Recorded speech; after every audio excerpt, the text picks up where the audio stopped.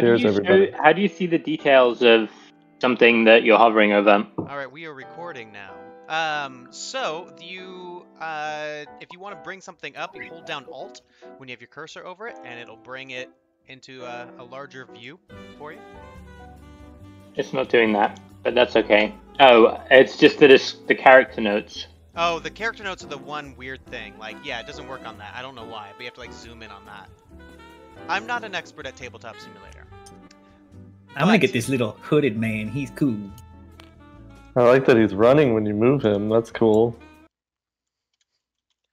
Yeah, so go ahead and pick out. I do pick pick out your minis. There's some already set up on the table right here, and then you can go and right-click on this bag and look through more if you want to pick it. If none of those are there make you happy.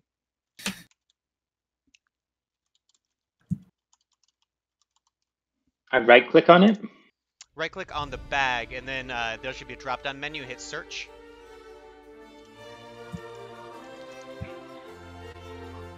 Should we start reading the game manual? No, don't worry about reading the game manual. That's more there. I'm going to explain pretty much everything you need to know. This game is developed to be relatively simple, and you learn while you are playing it. And I kind of want to see. We have the player's handbook to like go in, but I know the player's handbook, and so if that's really just like what rules are there, and I'll be able to tell you what will work. But you guys are all veteran gamers and role players, so this should be pretty easy for you. But if it's not, that's what we are here to find out.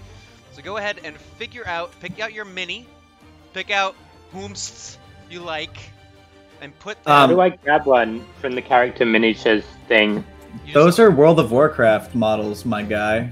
Oh my god. We're gonna have some copyright infringement shit going on here. Fire Emblem ones too. How do I grab one? Well, you right-click on the bag and you click on. Search. I've got the character miniatures. Yeah, I've got that up. Well, then you just drag it out. It's not going. Which one are you wanting here? Is there one that you like? Yeah. I'm deciding between these three in front of me. I don't know how to. Yes, go ahead, Ulysses. It's just not. They're not dragging out. Okay, well. Weird. You're clicking and holding. Yes. Interesting. Yeah, it's not dragging out for me either. Mine worked, but yeah, mine works just that's not helpful. Okay. Maybe it can only be one person at a time or something. Doesn't matter. I've got my thing. All right. Okay. Cool. How serious is the tone? Just trying to figure out what I'll name my character. It is as serious as we want it to be. So leave it. You do. Not very serious. You do you. I mean, there is going to be role playing. I would prefer to not like. Let's. Since you guys are veteran role players and that is in your hat, I would like to lean into that. But that doesn't mean it needs to be serious. You can create whatever sort of comedic character you like, but if that's the character, commit to it. You know what I mean? Okay. It's gonna be senile. That is good. Wonderful. Wonderful. That's your name? Yeah. I'm super like mentally there. I'm just that's my name. All right, Just cool. the initial C, Nile. Does everyone have their mini chosen out? Yeah. All right, I'm gonna put the rest of these away. Go in there. Fucking go. Do it. All right, cool. So go ahead and name your guys, and this is how this is going to work. You are all going to get.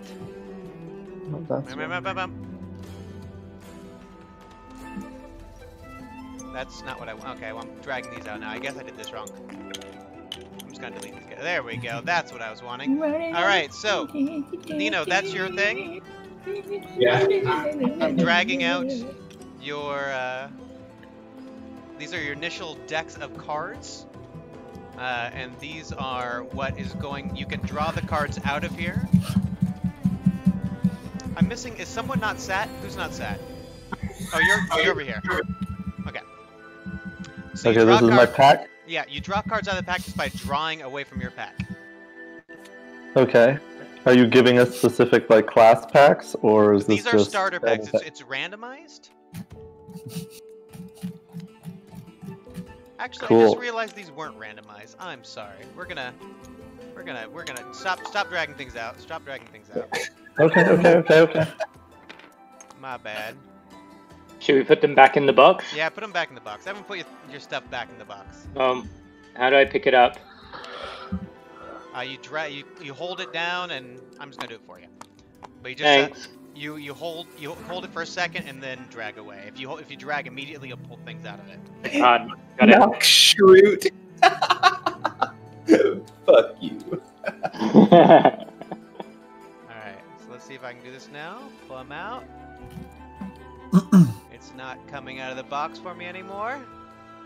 This is fun.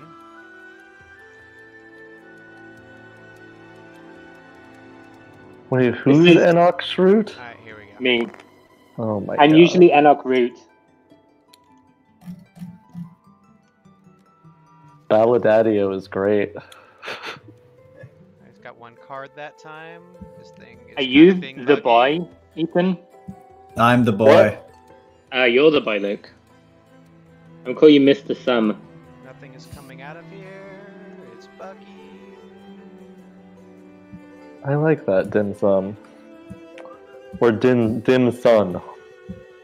The least smart of someone's children. There we go. All right, the boy. There you go. It's like if you have a bunch of lights, but you don't want the whole place to get darker. You just want a bit of it to get darker. Then you dim sum. God, I'm regretting asking you to join this thing.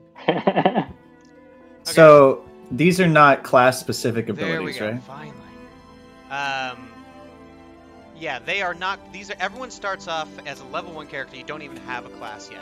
So everyone draw out all of your cards, and you'll see 3 gray cards, and you will see 1 race card.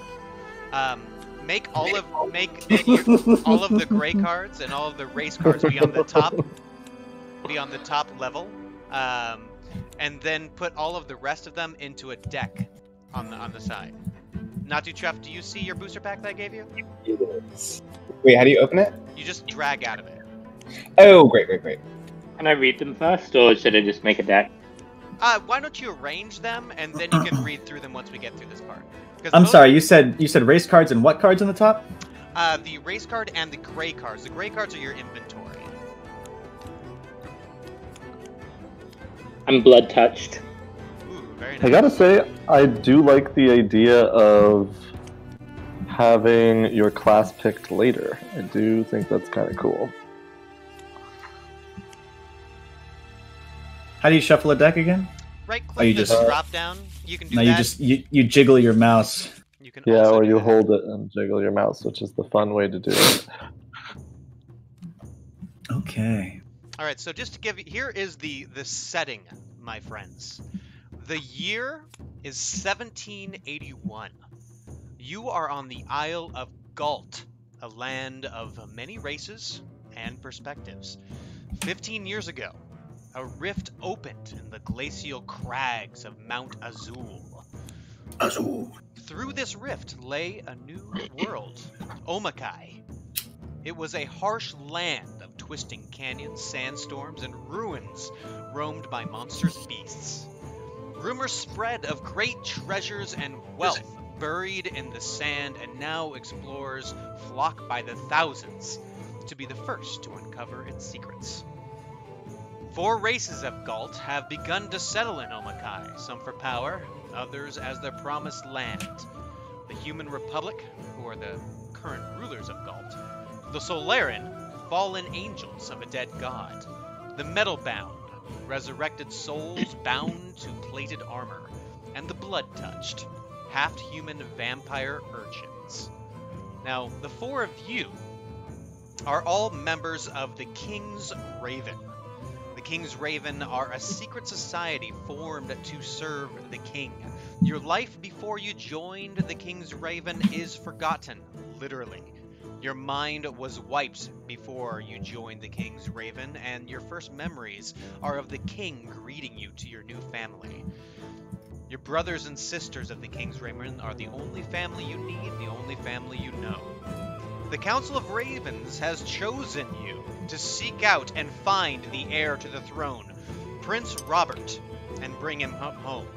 Prince Robert was exploring Ohmakai, but unfortunately, recently, the king and his direct heir were murdered.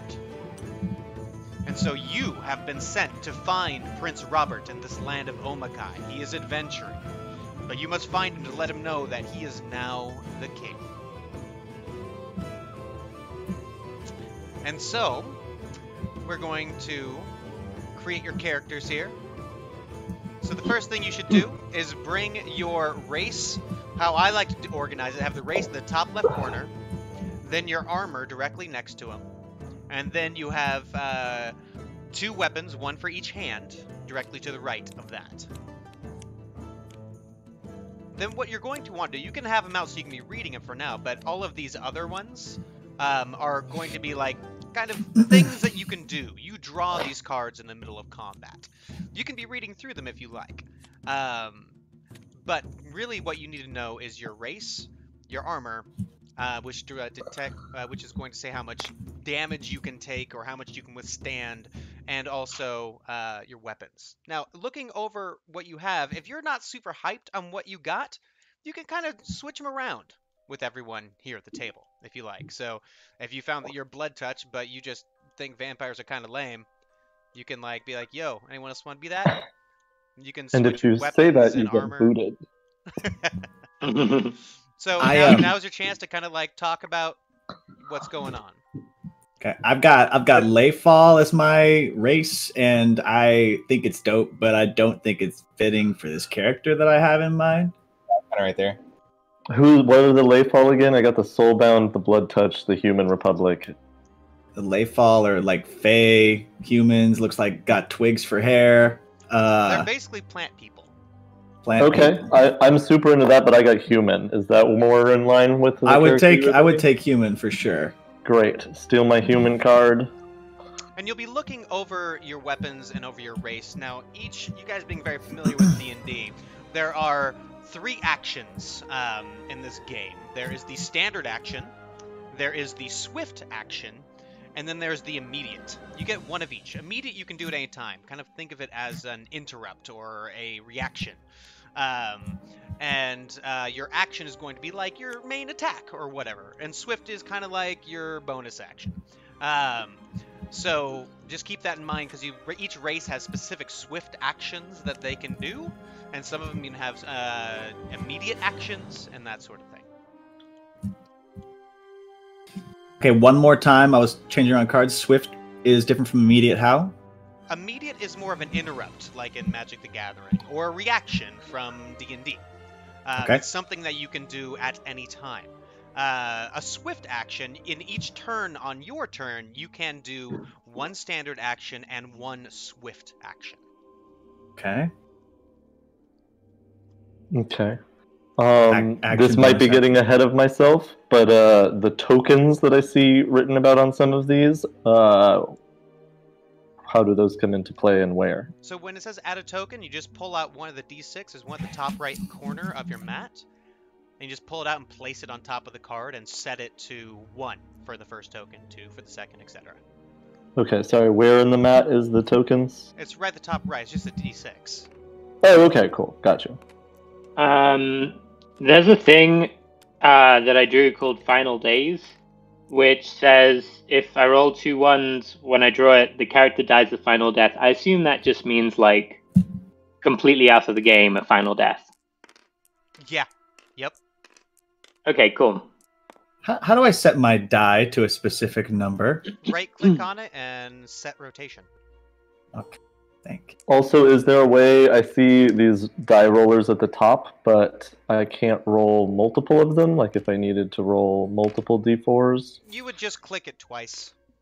Or 3 Okay, times or whatever. they go away pretty quick at the top there. It saves the it in readout chat. goes away. It saves it in chat. Excellent. Okay, cool. I really like the cohesion of my cards. I kind of just want to change my mini. It's cool.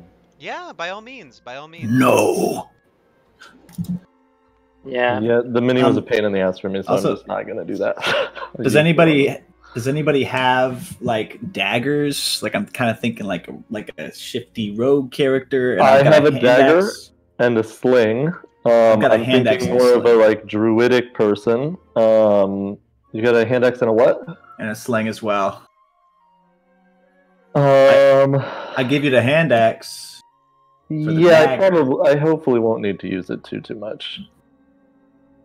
I've got spears and a sword. Do you want a hand axe instead of the spears? Because if he gives me the hand axe, I would like to use the spear. Let me see what my race is again. I think I'm probably gonna go with more melee. If I like the look of the elf, but you probably want to keep that, Nino. Yeah. Let me see here. Yeah, you can grab those spears. And what does the axe look like? It's a hand axe. Sorry, moving around on this to read these is little. It does 1d6, and you can make a range 6 attack, so you can throw it instead. If you do return this card to your hand, which means you have to play it again, I assume? Yeah, you would have to draw it. Oh no, you have to draw it. Like, once you throw it, you don't have an axe anymore, you have to draw it. But that's only if you're going to throw it, otherwise it's a d6. Oh, it looks like the elf is a lot more geared towards range, which isn't... It is, yeah. Yeah, what do you have? Blood Touched, which is like vampiric. 100%. Attacking and healing. Yeah, perfect. Do you want it? Yeah, let's swap. Okay, sweet. I put it in your bottom left. Put it in your bottom left. I'm down here. I'm purple. Thank you. Hell yeah. Okay, I'm gonna keep the spears then. Okay, cool. The hand axe is fine for me. I will switch a sword for any ranged weapon. And a spear. I already got a spear. Let's see what else. I have a sling. So, to answer the question about if it goes to your hand, you see how at the top it says on the top of the weapons it says Swift. That is what it is to play it. So if it's in your hand, you have to use a Swift action to be able to equip it, basically. And so then you could in the same turn use your Swift action to equip it, and then use your standard action to make an attack. If that makes sense. So that's how the hatchet would work. But it'll take all of your actions to keep throwing the hand axe. Mm-hmm. Cool. So I have the sling, which does a d6 of ranged damage. Where if you roll high, you deal... It's a little bit more range than the hand axe. And it says if you roll high, deal 6 damage. If you roll low, deal none. Which I'm assuming means if you roll a 1 on that damage die, you don't do any damage. Yes, that's correct. You miss. But if you roll above the 3 on the damage, you deal max damage? Is that what I'm... Correct. Okay, cool. Okay. So your damage roll affects whether or not you do any damage. So let's take another 5 minutes or so to look over our cards and do any switching. And then I'm going to get us started. Do you guys all have your correct token in front of you? In front of me? Yeah, put it in front of you if you don't mind. Not at all. I don't mind at all. If anyone's going melee, I have a card for you that will reduce melee attack. So if you want to be like a tanky tank. Can we swap around like ability cards too? No, the abilities, that is your background. Oh, okay. The equipment and race, I'll let you do. Okay. Ulysses, do you want this sling? Yeah, if you can make use of a sword, then that sounds amazing. I mean, I can make use of anything. My main thing is I get bonuses for not moving at all. Oh, interesting. Okay. So I might hold on to the sling in that case, because it'll be chasing people around with a sword. With the sling, I might be able to get into a good position to not move around. The one I really want won't come out of the bag, but I will just use this one. It's fine.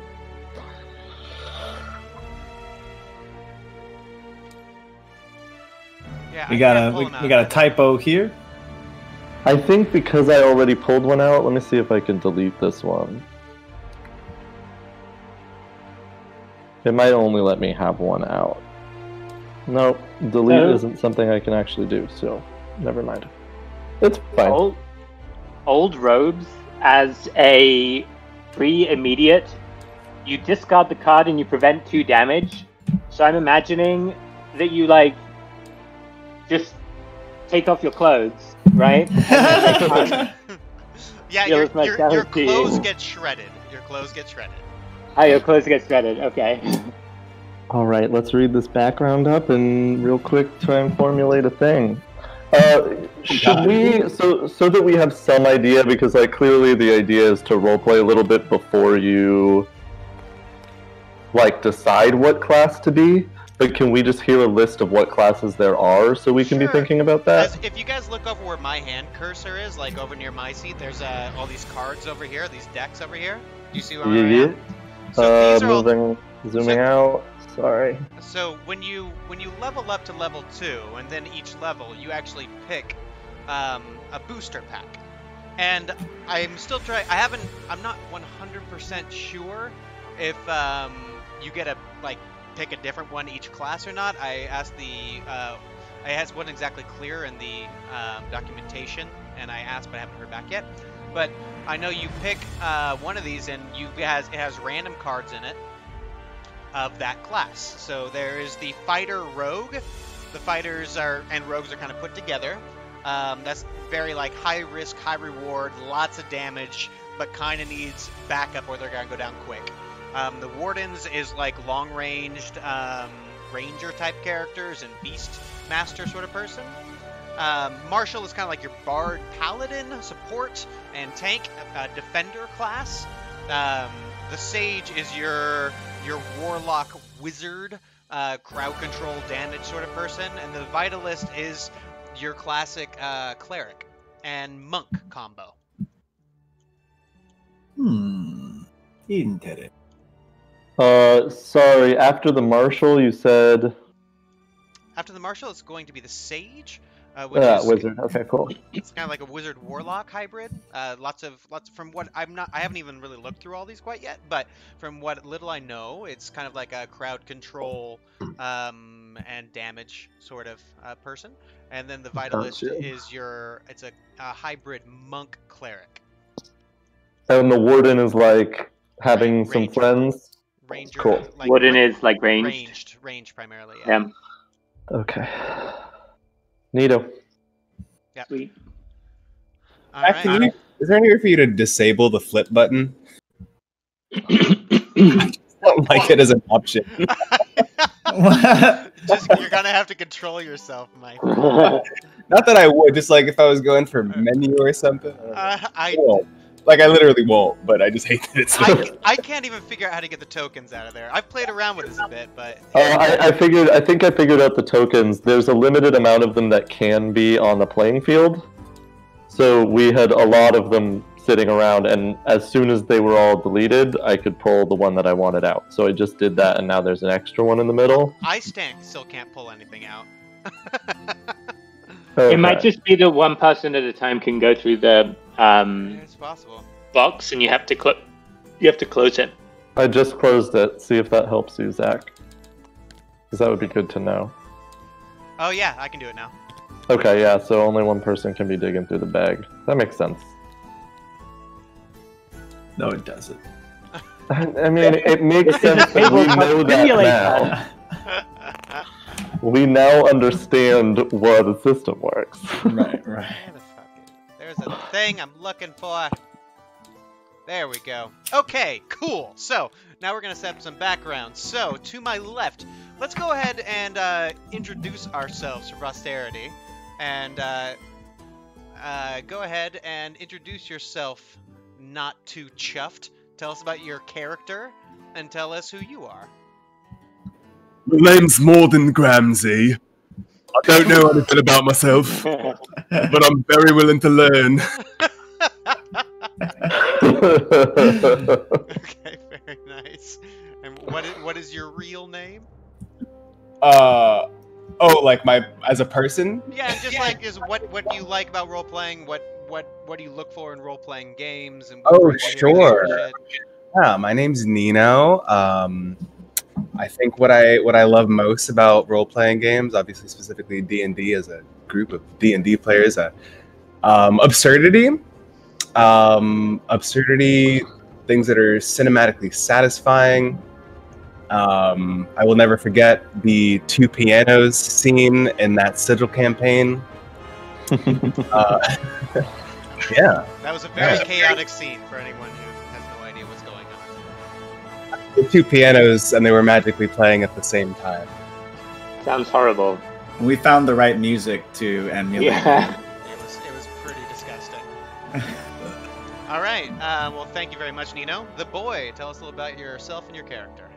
My name is Luke. I guess what I like about D&D is the endless possibilities, the critical thinking, and the problem solving and the teamwork. And then just narrative flow, looking at it like a director of a film. My character is named Dim, and I'm here to do a job. Very nice. All right, thank you very much, Luke. Enoch Root, tell us about yourself. I'm Ulysses. What I like about role-playing games, 2 things. I used to be an actor, so I like having that part of me able to come out and play a little bit. And then I also like trying to figure out logically very interesting ways to move about combat and move about the battlefield and do interesting things. I think one of the reasons I was drafted is to go infinite, so we'll see how many times I can do that. Ulysses has a reputation for breaking games, so he was one of the very first people I thought of when it came to chessing this stuff out. He's very annoying to play against, but you don't like playing with him. We can't wait to hate him in this too. Exactly. And my character is Enoch Shroot, who is... God. Yep. Oh, it begins. Already. Oh, You already hate me. Who likes to dance around the battlefield and shoot stuff with both arrows and witty remarks. Wonderful. Thank you very much, and I hate you. All right, so, Schweitzenheim. My name's Ethan. I am I've maybe been playing for it's almost been 2 years, right? I really enjoy narratively satisfying moments between smaller groups of people. I think it's really beautiful that role-playing games allow for those things to happen, even if they take quite a bit of time to develop. And I think it's cool to step outside of yourself as much as you're comfortable and as possible. I think you learn a lot about yourself and a lot about other people by playing role-playing games, because you have to step into different points of view. And I think Nino put it really excellently about cinematic moments as well. And I think we've touched on that as well, looking at it like a director. I don't do as much DMing, but definitely seeing the scene in your imagination, in your mind's eye, is just a pretty poignant tool that these games have at their disposal.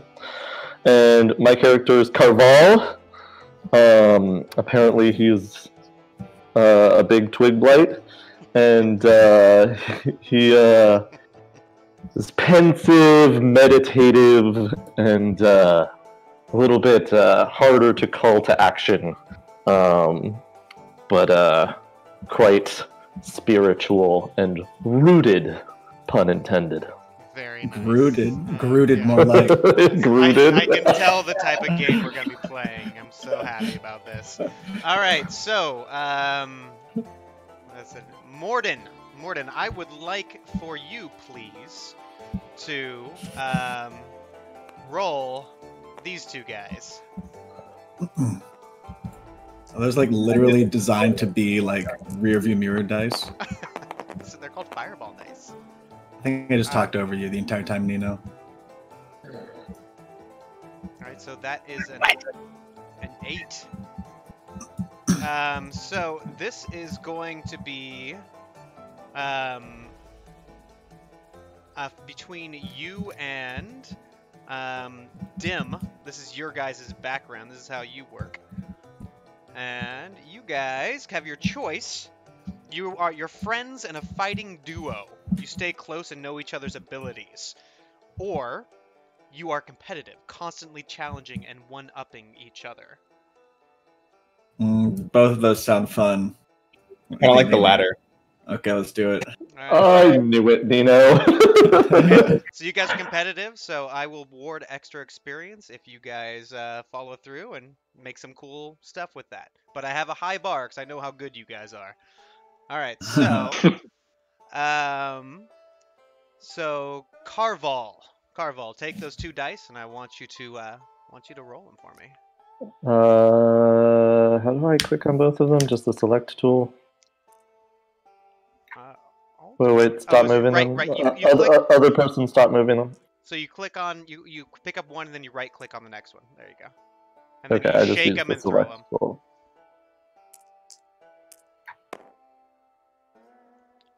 Weak roll, but Snake Eyes. All right, so you and if this Morden, was that card I have, you'd be dead.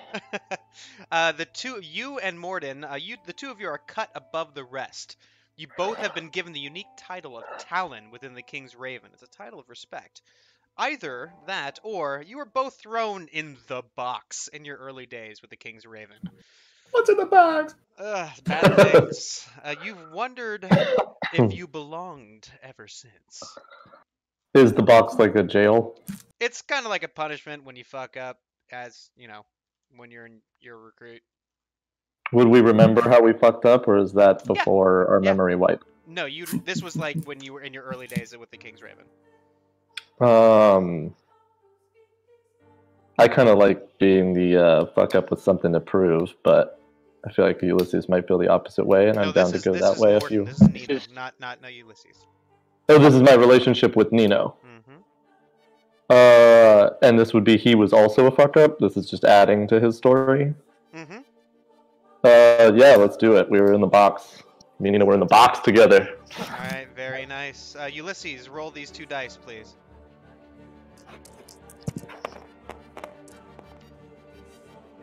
Alright, a 9.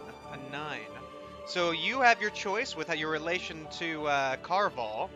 Is your family, possibly step-siblings. Your memories were wiped, so you can't be sure, but you kind of know it in your bones. Or you both were the sole survivors of a mission gone terribly wrong. You know how bad it can get. Together, you will protect your team.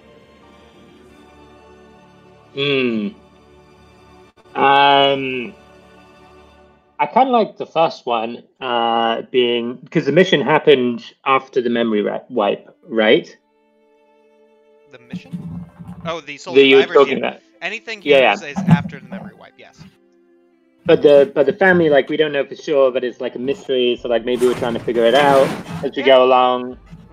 How do you feel, Ethan?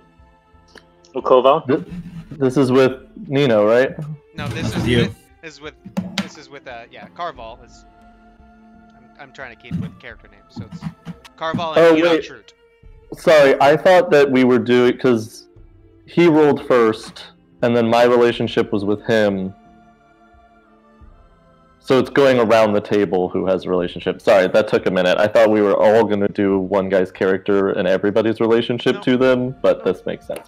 Sorry, just confused. What were the options again? Because I was writing down that last option because I was not paying attention. You guys, so you and Enoch Trute, your family, maybe step-siblings. You can't know for sure because your memories are wiped, but you kind of know it in your bones. or you were both the sole survivors of a mission gone terribly wrong. You know how bad it can get. Together, you'll protect your team. I think it getting bad fits into the previous story a little bit better than us being family because I'm a tree person. Well, it says possibly step siblings. You know, you have a kinship. It doesn't need to be like blood. Soul survivors, Ulysses, or do you rather be family members? If you are digging the soul survivors, let's do that. Okay. All right. Very nice. Luke, please roll the die. With pleasure. Wait, if I can. I'm sorry. How do I get both these guys? You click and then right click on top. He meant roll the dice, not just one of them. Oh, shut up. You can also box drag them, and then once you have them, box dragging is drag them like that. Yeah. That's how you do it, boys. All right, so we got a 9, huh? We got a 9. All right, so your family. That's the only choice left at this point. So you and Enoch should be family. You know it in your bones. You like it or not. You know it in your bones. You don't get to choose your family. Okay. All right, and that's how y'all are connected. So we're gonna get this started. So, bum bum bum bum bum bum. To me and Morden have no connection other than through these. You guys ruffians. are all in the same company. You know of each other, but you don't have any like super close. Okay, cool. Okay. Yeah, I mean, I'm assuming you would know that after our horrible mission gone wrong, me and Morden got thrown in the cooler together. Right, but I didn't, which is weird. I talked my way out of it. Yeah, sure. Also, I may have been totally responsible for it. You guys can figure out however you want to do it amongst yourselves. So, but here we go, my friends. So, as you might recall, you are traveling to Ohmakai. You are traveling to the rift that has opened up on the big old mountain. That is called, I'm trying to remember, Mount Azul. You're traveling up Mount Azul to the rift that is open that leads to Ohmakai. And you are in search of Prince Robert. His father, the king, and his eldest son are both dead. So that means that the king's ravens failed in their task. So it is now your tragic duty to seek out Prince Robert and let him know that he is now the king. You've been climbing this forsaken mountain for days now. You are making the journey to Ohmakai to retrieve the heir to the throne, who is on an expedition in the ruins. You are the bearers of bad news. The king and his firstborn son have been murdered, and both have died the final death. The burden of this news is doubly hard for you. You are members of the King's Graven Order with the sole duty to protect the king. The heir's expedition in Ohmakai can only be reached through a rift at the mountaintop. The journey is perilous and grueling. I would like everyone to roll 1d6. You can just click on the d6 icon above your mat. I got a 1. I got a 1 too. How did you roll a 1, 2? I'm gonna murder all of you. Heyo. Where's the chat? So that I can see the roll. It's at the bottom left-hand corner. Okay, cool. All right. I rolled a 3. Wonderful. So yes, has been a grueling climb. The wind and blizzard buffeting you, and you feel like you're never going to be cold again. Everyone is feeling exhausted, with the exception of Morden, who seems to be trudging along okay. Everyone else, take 2 damage. Your HP is at the 11, so lower it down to a 9. Ow. What did Morden roll to save? What's that? You A need 4. You need to roll high. Gotcha. So 4, 5, 6. Okay. Should we put our abilities into the deck box? Yes, that's a good idea. So if you're done looking through them, put all of your cards together and put it in the little deck column. Flip it over. The deck column. F. And then shuffle them. Not the flip button at the top, right? Oh, I will murder you. How we flip it with an F? It's confusing that they're named the same thing, I but know, it's like chaos. Anyways. So this is not the race card and not the weapons and stuff, Yeah, or yes, the weapons and stuff? No, the race and weapons are something you always have up. Okay, and they should always stay in that first... You can have them wherever you like. I recommend you put them there. Yeah, no, that makes sense. I just wanted to make sure that they weren't. Cool. So Okay, select it and hit F. There we go. Yeah, and make sure they're shuffled. Your minds avoid the pain with thoughts of days past. The warm inn at the bottom of the mountain. Your first days as a member of the King's Raven. Before that, nothing. You severed your ties to your past to join the Raven. A Raven's loyalty is made to be absolute. A Raven gives up all memories of family, friends, and lovers. Any tie that might be leveraged to the advantage of the enemies of the King. You choose this life. At least, that's what you were told. You can't remember. You strain to find and follow the travel amid several inches of snow as the wind buffets your face and the snow blinds your eyes. I would like all of you to roll 1d6 to see if you can find the path.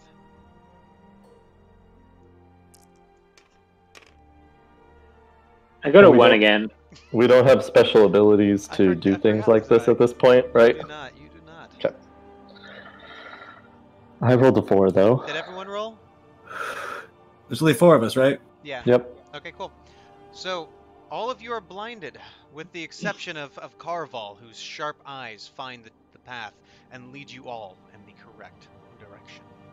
Just very, very slowly, though. He's moving with, like, measured, long strides. And you all have to kind of, like, idle behind him for periods of time in order to make sure that he is going down the right path ahead of you. Carval, we're gonna freeze to death. I'm just going to start running forward as far as I can see them, and then run back. And then run forward again. And then run back. Well, you see your companion doing that. That's definitely what they're doing. I would rather move slowly in the right direction than quickly in the wrong one. As you trudge through the snow, with the playful banter happening at the same time, trying to catch the threads of your life long past, you remind yourself that the Raven are your family now. You know each other. As far as memory is concerned, you've known each other your entire life. You continue on. You've been traveling through these mountains for 8 days.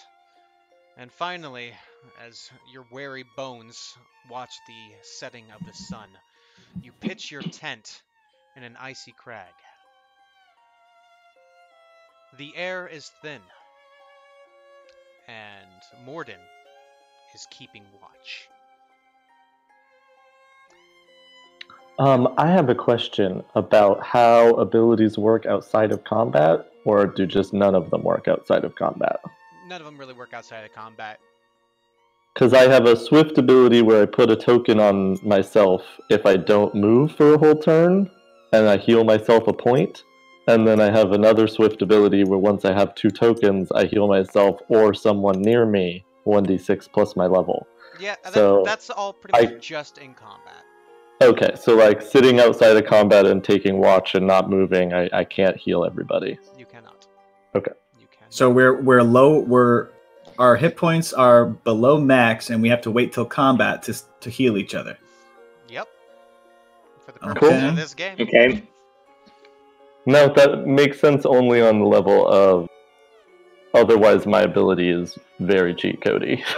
I mean, that's kind of the way it is. It's like, things are simplified, and you kind of have to suspend disbelief a little bit, because it makes it simplified, makes it run a bit smoother. The mechanics of the game make it enjoyable that way. Absolutely, yeah. Sometimes you have to sacrifice a little bit of realism for that thing. Try to keep your characters not on the board, because they might get deleted if you put them on the board.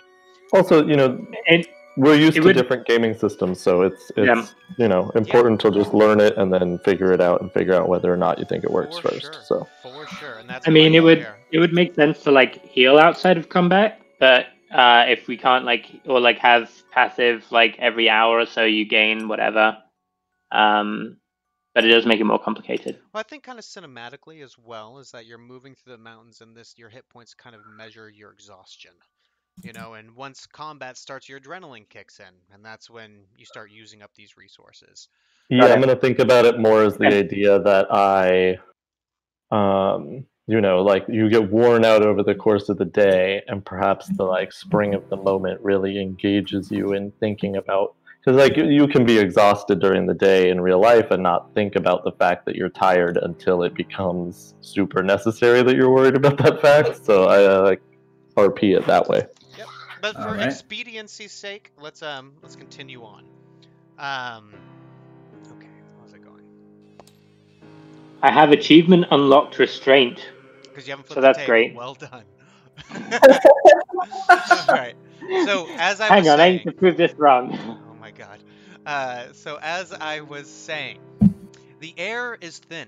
Morden is keeping watch and looks out to the small town 20 miles down at the base of the mountain. Soft beds, a warm fire, and cold drinks. The Rusty Owl Tavern was fit for a king compared to the icy death of Mount Azul. One by one, everyone begins to climb out of the tents. No one can sleep. Carval tosses another log from the cart onto the fire. Just as the fire blooms and fingers and toes begin to warm, the horses begin to stir. He winces, but knows it's necessary. Everyone, roll a 1d6 for perception.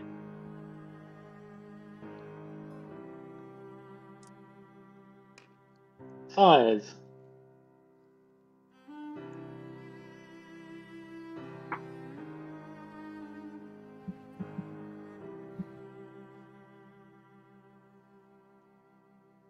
Did everyone roll? Yes. Oh, wonderful.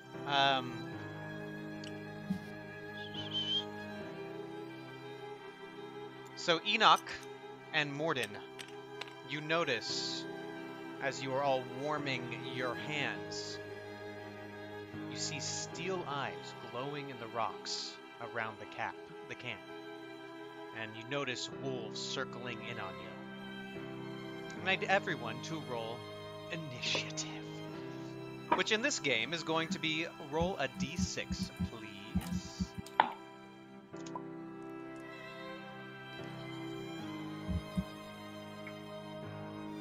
Everybody got fives except for me. I love it.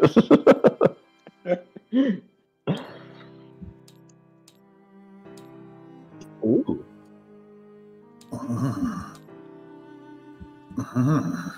Oh yeah. Interesting. Oh. Wow. God. So, I need everyone to place their characters. You can choose where you be. The starting points are these little ravens here. You can choose where nice. you are to begin. I'm still loading for a second, but I'll be there in a second. I'm coming, Are the other guys wolves? Mm-hmm. Yeah, they're wolves. You can see them on the pillars here, what they look like. Pillars. Ah. Oh, nice. That's kind of cool. I like that. Alright, so everyone rolled. Alright, and looks like we're gonna have 4 average here. And so if I roll... Oh my god, Ulysses. And unfortunately, I rolled a 6, so the wolves get to go first. Okay, so we have to choose one of these raven spots. Yep. Pick a spot. Start there. Great. Sitting by the fire, having just put that log on. Alright, so 1, 2, 3, 4, 5. Do diagonals count? It's only one movement. So this wolf is going to come up and is going to swipe out at you. And the wolves are the dies? Yep, and it's going to do 5 damage to Enoch Shroot. There is no damage mitigation in this game unless you That's have not armor me. that says something. Me, Morgan. That's not me. Oh, that's not you? No. Oh, my That's bad. Morden. Morden, so it goes at Morden. It strikes out at Morden. So I'm curious about damage mitigation. Does defense 2 mean You would block 2 damage? Mitigate 2 damage, yes. Excellent. Okay. So I believe that was a 5 that I said? Yes. Okay. So yes, unless you have anything you can mitigate it, you have defense 2, so that's gonna make it go down to a 3. Well, that's not averse to being attacked. No, Morden's being attacked. Oh, okay. Yep. Okay, cool.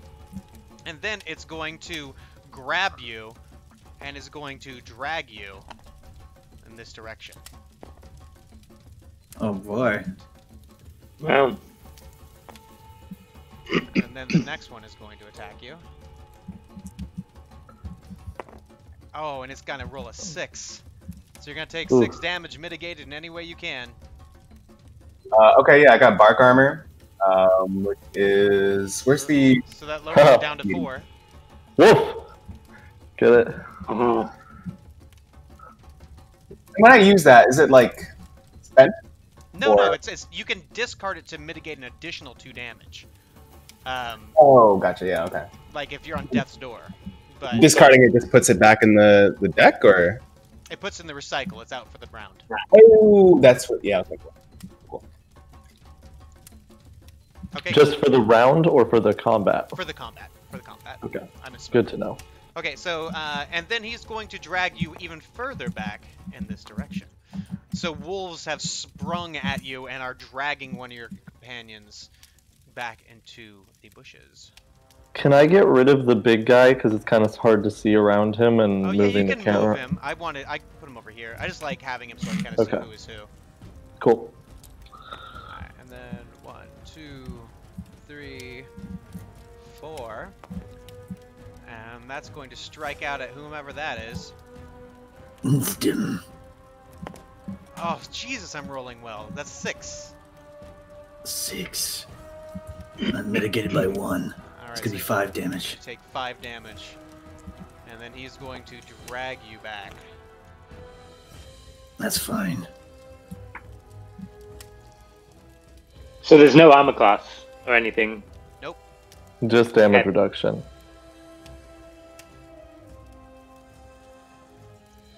Alright, and...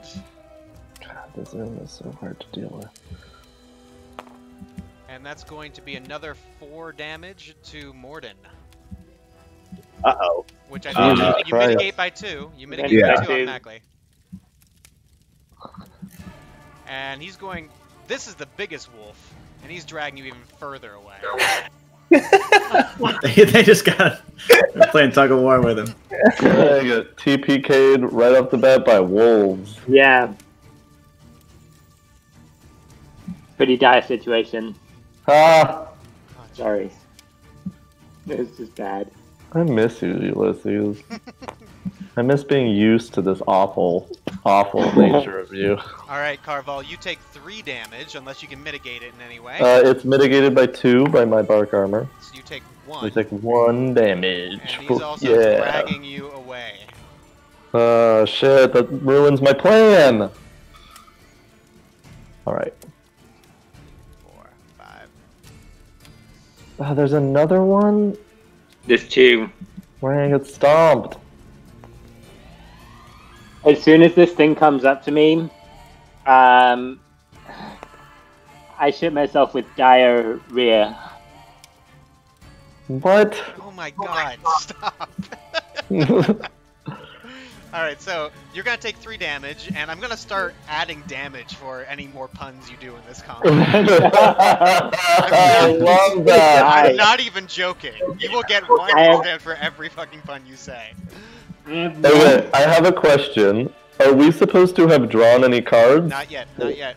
So we don't have any immediates to do on this? Nope. You're Okay. kind of getting fucked because they got higher initiative than you. So, yeah, unless you can mitigate, was 3 damage to you? I have no Okay. I have no damage reduction. Alright, cool. And is going to drag you back 2, 3, 4, 5, 6. Is this just for the puns? Is this why you're doing this? You're just closest to this one. Should I wait for another clarifying question until you're done with them? You can ask. Go ahead. With the with How much? my 4 damage. How much? 4. 4. Okay. With my swift action to put a token on myself, if at the end of my turn I did not move, does that count if I'm moved against my will? Because I know in another game that we play, that's not the case. But if I choose not to move, that works as long as I am not moving by myself. Wait a minute, you can't do a swift action on an opponent's turn. No, I understand. But if at the end of my turn I did not move, technically their turn happened before my turn and I was moved. So I'm just asking, like, does it work like opportunity attacks in Dungeons and Dragons work? Where, like, movement that's not caused by myself doesn't affect this ability?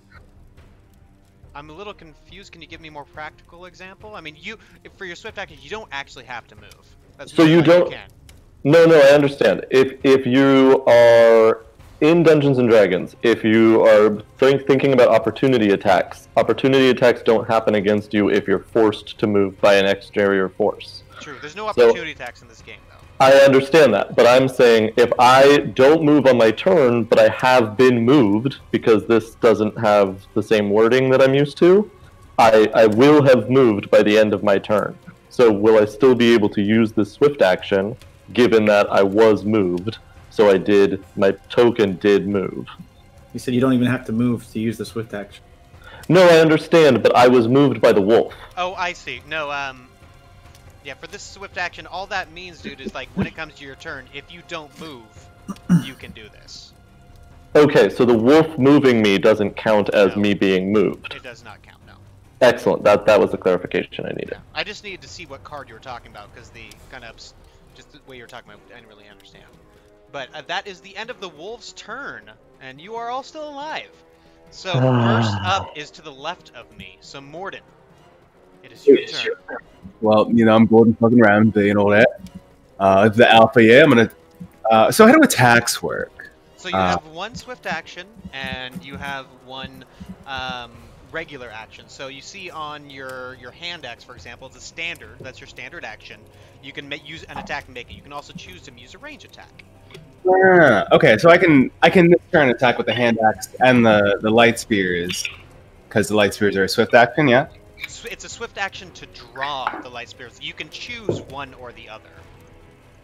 Oh, wait. The swift above it is what it is to play the card. So if it was in your hand for some reason, and you wanted to equip it by putting it on the table, that would be a swift action.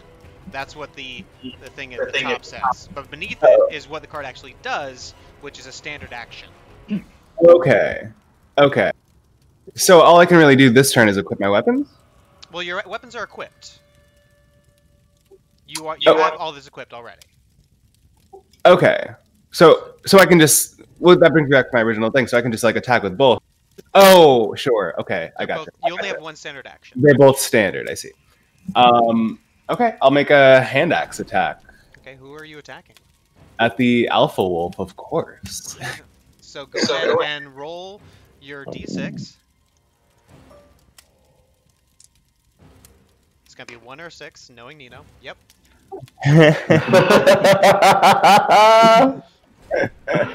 Nice. Staying true to himself. All right, so you roll, you swing out your hand axe, and it's able to nimbly dodge out of its way, and you do not connect, unfortunately. Now can I back away, or you have your movement? You also have your swift actions. I want to flank it so I deal extra damage if you flank it with me. is flanking a thing? For some special abilities, it is. It'll say so on your card or your weapon. All right. Now, flanking is the same rules as D&D, though. You have to be completely adjacent. Okay. The thing about that is I've got 2 hit points. All right, do what you gotta do. Do we draw cards at this point or no? You draw cards at the end of your action. Got it. So I'm gonna wait. How much movement do I have? This is 4. 7. If you've got bark armor, yeah, it's 4. Okay. Cool. I think it might be higher than that normally, but bark armor is heavy, so it limits your movement. I'm just gonna get right behind this tent. Is that kosher, Wait. Zach? Where is he? No, you can't be there. Also, you could have used your swift action, as your blood touch, swift action, where on your next attack you would deal an additional 1 damage and put a token on your card, which you probably want to do. We'll do that. So with your attack, so we'll just retcon it because we're learning. So you use your blood touch swift action and combined it with a standard action, and you actually did end up connecting. It was a glancing blow, but you did hit this guy and put a token on your race card. These are pretty important to do. So you go ahead and pull out one of these d6, place it on top of your race card, and set its value to 1. Yeah, that. And where is your deck, Nino? It's in the deck box. Pull it out and put it on the deck slot on your mat. Oh yeah, word. And then you go ahead and draw a card.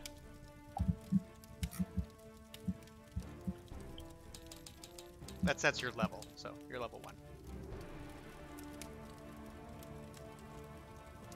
You draw the whole deck out. Yeah, you want to draw the whole deck out. Leave it on here. Oh, I did. Okay, cool. So go ahead and draw a card, assuming this has been shuffled. Flip it. Alright, cool. So this is a free immediate. You can actually do this right now. Free immediates you can do at any point. You get your immediate back when it is your turn. A free immediate does not even count as an immediate.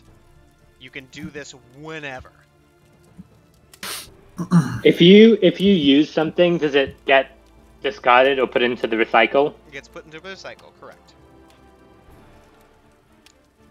And when you run out of cards, does the recycle go back to your deck, or you're just done for that battle? Also, you have less cards than you should for some reason. Yeah, you still had cards in here, dude. So I'm gonna put these on here, and then I'm gonna shuffle them. Okay. So yeah, I guess since I'm I'm a hit away from death either way, so I guess I'll go ahead and use the that free immediate. Okay. To summon a bullpup, just in front of me, between me and the alpha wolves. Alpha wolf. Right there. Yeah. And it has 1 HP. Was it 2? It's 2. Oh no, it's 1 HP. Yeah. Yep. Cool.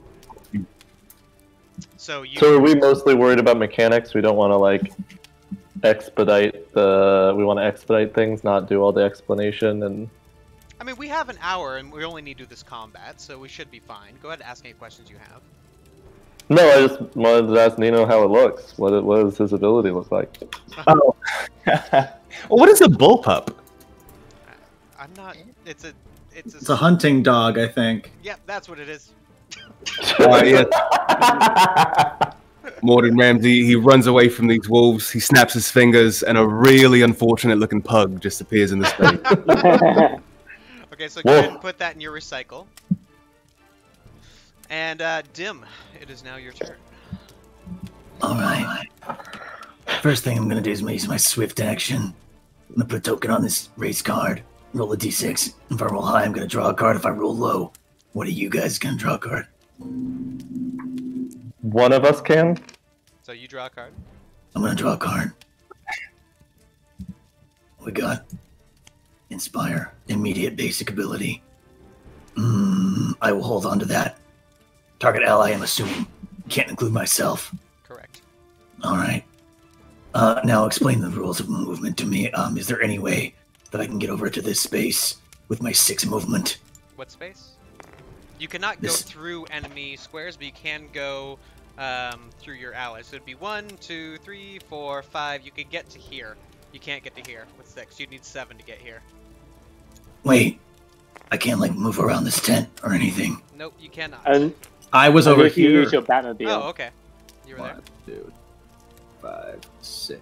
You can no, I can get right there. Excellent. And I'm going to go around and do that. So I'm flanking, Very right? Nice. Very nice. And I am going to use my motherfucking standard action to stab this dude with a dagger. All right. Nice. Roll that d6. I'm rolling. What does your flanking do? It's gonna be three damage. So you sink your blade into the back of this wolf after you're sprinting around it, and it yelps in pain, blood spilling. It looks like it's at death's door. Got him. Is that the end of your turn? That is the end of my turn, and Ethan, so you know, the dagger gives me an additional 1 damage from flanking. Oh, cool.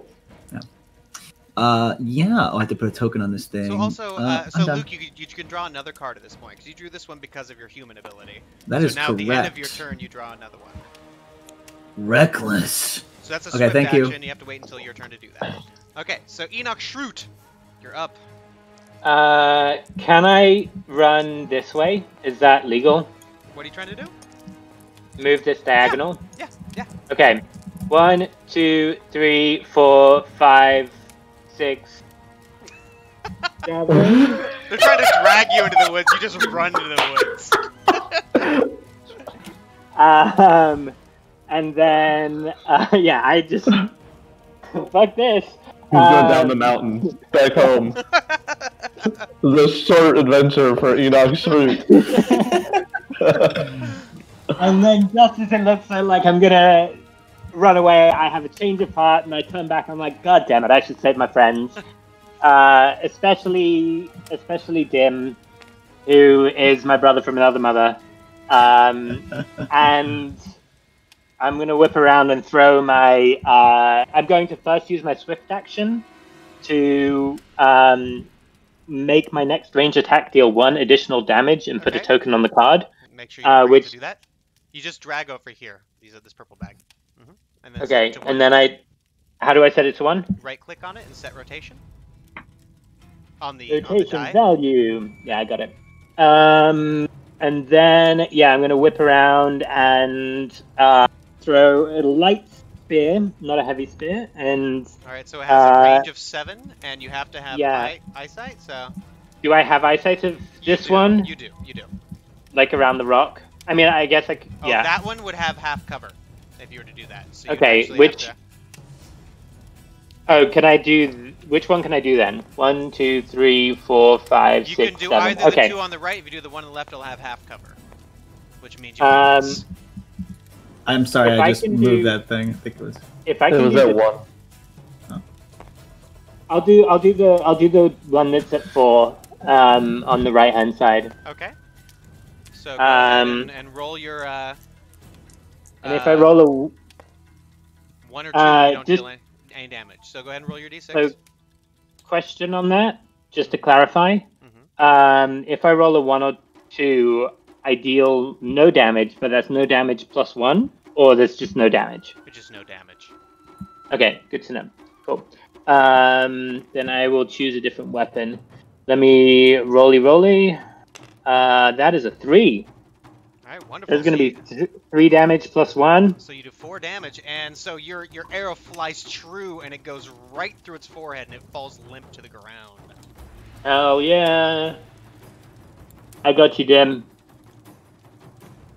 And then I draw a card. Correct, if that's the end of your turn. It is, I believe, the end. I don't think I can do anything else, right? Carvel, you're up. Oh. How do I turn it over? Oh, F. There is a card that might need to be... Okay, cool. We're good. Carvel's feet start rooting into the ground, and he makes a hand axe attack against the guy right next to him. So that's just a d6.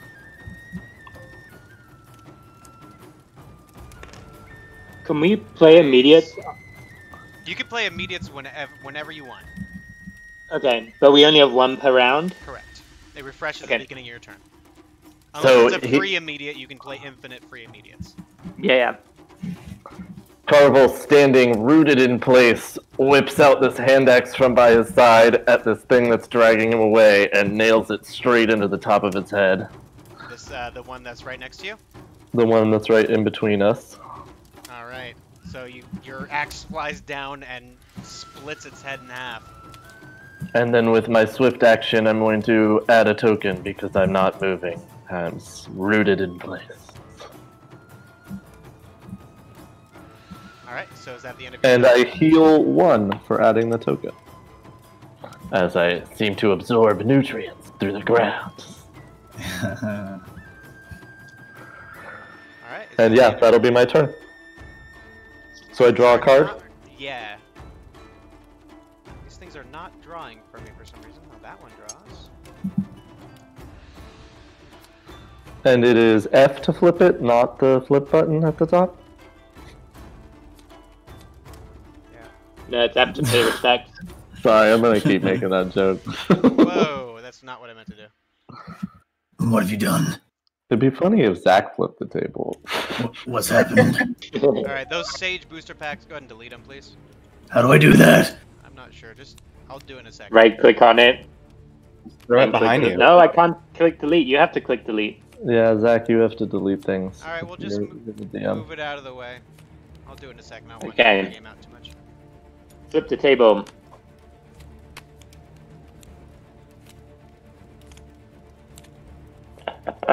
An immediate weapon attack plus 0 means just a regular attack, right? Like, it doesn't mean anything that it says plus 0.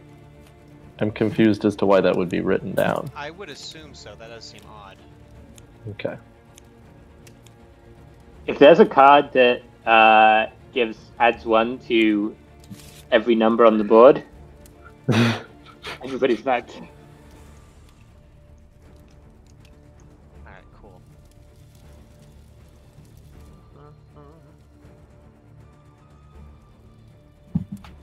Where are... Oh, and The character's gone. Oh, here we go. as Carvel's turn comes to a close, he looks at Moradin and goes, I got you. You're gonna be okay. Sorry, I changed his voice a little bit, but I'll go back to the original because now I just sound like Dim's Batman.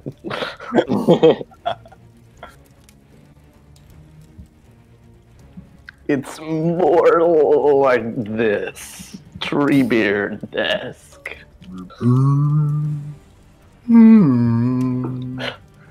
Is that why he's rooted in place? We've only just finished singing Good Morning. Oh yeah, that's good. Alright, so you guys see a dwarf come out of the trees. And coming running after these wolves. And, She's cute.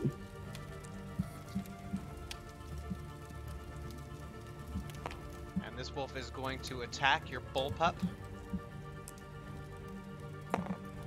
And going to do 4 damage to it, unless I can mitigate it somehow.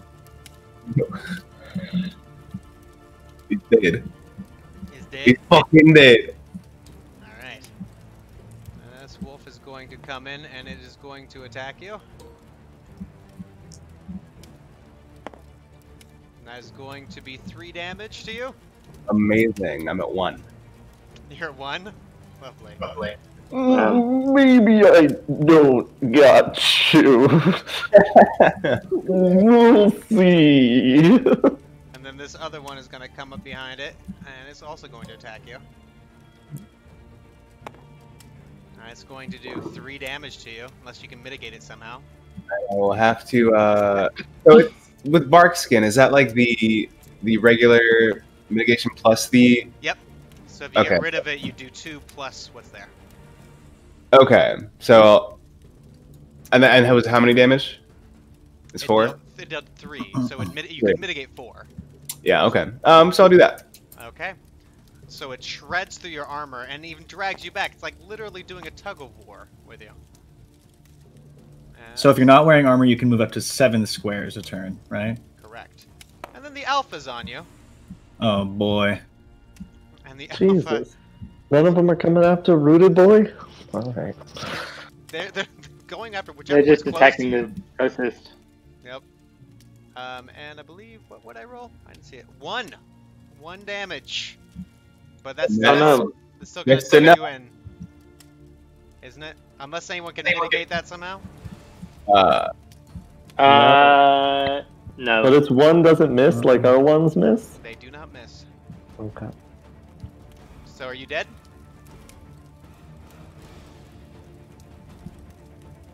He's got to be dead. He's got to be dead. I assume you're dead. Alright, cool.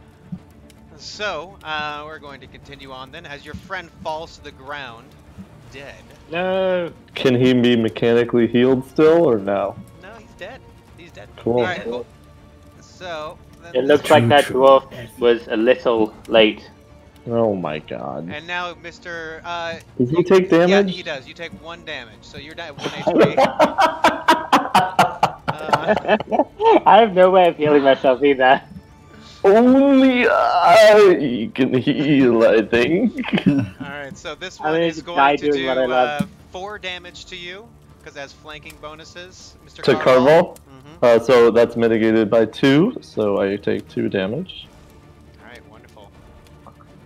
And then it's going to drag you back. Excellent. Get rid of your own flanking bonus, bitch. And then this one is going to come around here. Okay. That's cool. You shouldn't have said anything. That's alright. He had a plan. And it's going to do 7 damage to you. Roll to 6. So mitigated by 2, so I have 2 health left. Alright, wonderful. And then this dwarf, who is wearing bark armor, is going to move forward. 3, 4. And Bark armor, woof! And is going to shout out, I was waiting to make that pun. Yeah, but you would have taken damage. I didn't. I know.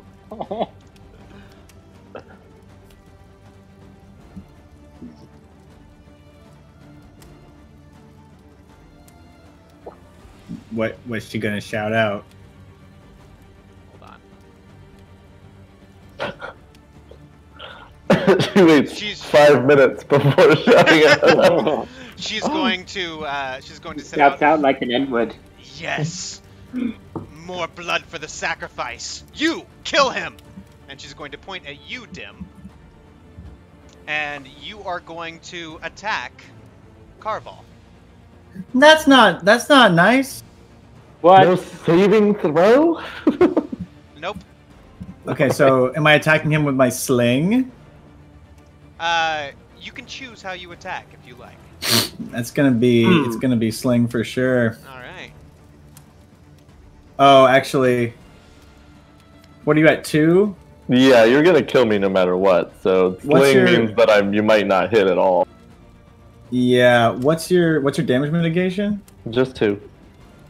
Could be feel 4. like- I feel like dagger might be better in this case. Okay. It's like that's a 50% chance you're gonna die, and this is a less than 50% chance you're gonna die. So I'm gonna move right in there and swing my dagger. Alright, roll your d6. Yeah. Nice! So does that hit? It does not. Well, it hits, but you mitigate it. Okay. Lovely. Lovely. So do the wolves have 2 damage mitigation themselves? Is that how the mechanic is working? Or do we have a different mechanic for our hits that we actually don't hit on 1s and 2s? The alpha wolf has a damage mitigation of 1. None of the others do. The alpha is the only one that's mitigated any damage this fight, unless I messed up somewhere. And so he said we don't miss. No one ever misses You never in this miss. game. You never It's miss. just what your weapon says. Oh, so his weapon when he was going to roll misses on a 2? Yeah. Or what? Yeah. Oh, Yeah. okay. So I didn't read his weapon. I just heard that and thought that I could miss. Okay. No, that's kind of a unique thing for ranged weapons. Got it. That makes sense. Cool. Okay. Okay, so that is the end of the wolves and the dwarfs' turn. And so, Morden, it's your turn. He's dead. It's dead. Oh, yes, Morden's dead. Dim. It is He your lies turn. there. Okay, so I have my race has a swift action and a free swift. Does that mean I can do them both this turn? Yes, it does. All right. I'm gonna put a token on my race card. I'm gonna roll a d6. Nice. I'm gonna draw a card. Immediate.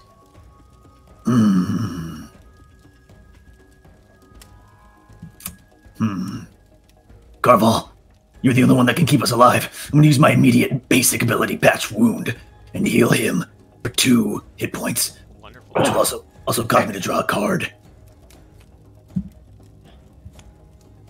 I can't use this because I already used my Swift ability.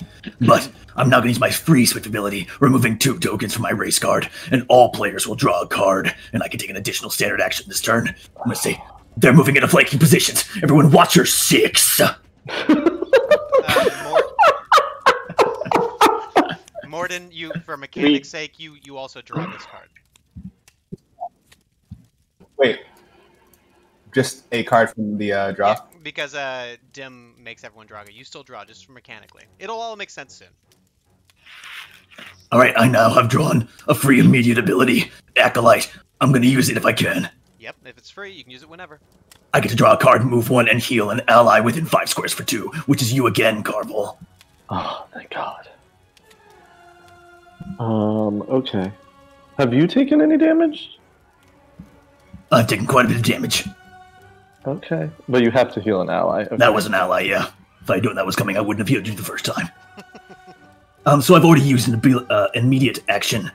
A free immediate. I can still use an immediate action, correct? As long as you haven't used an immediate action yet. I haven't really been keeping track. I haven't, just a free immediate action. Correct. Now, if I use this immediate action, will I be able to use another immediate action before my next turn? No, you're not. And if you're thinking about second wind, I would wait until something's about to attack you to use that one. Do you have to roll to that heal? No, never mind. Because then you get a attack and response to them. Right. Okay. So now I have 2 standard actions to take. You have 1 standard action to take. I have 2 because my free Swift ability gives me another standard action. Oh, very cool. This awesome. turn. Awesome. God damn, you got that rogue build already. I'm moving in behind this guy. I'm gonna swing out with my dagger. Well, you feel you rolled better than this last one? Nice. That's gonna be 6 damage. Alright, you eviscerate it. Yeah, I'm gonna jump in here. Oh, wait. So I can move 1 square from my ability, and that's 1, 2. So I have 1. There's no way to move into a flanking position. I'm gonna go in here and stab this guy. Okay.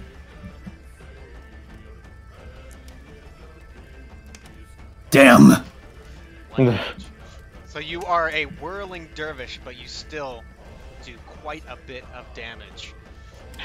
Enoch Shroot, if you're still alive, it's your turn.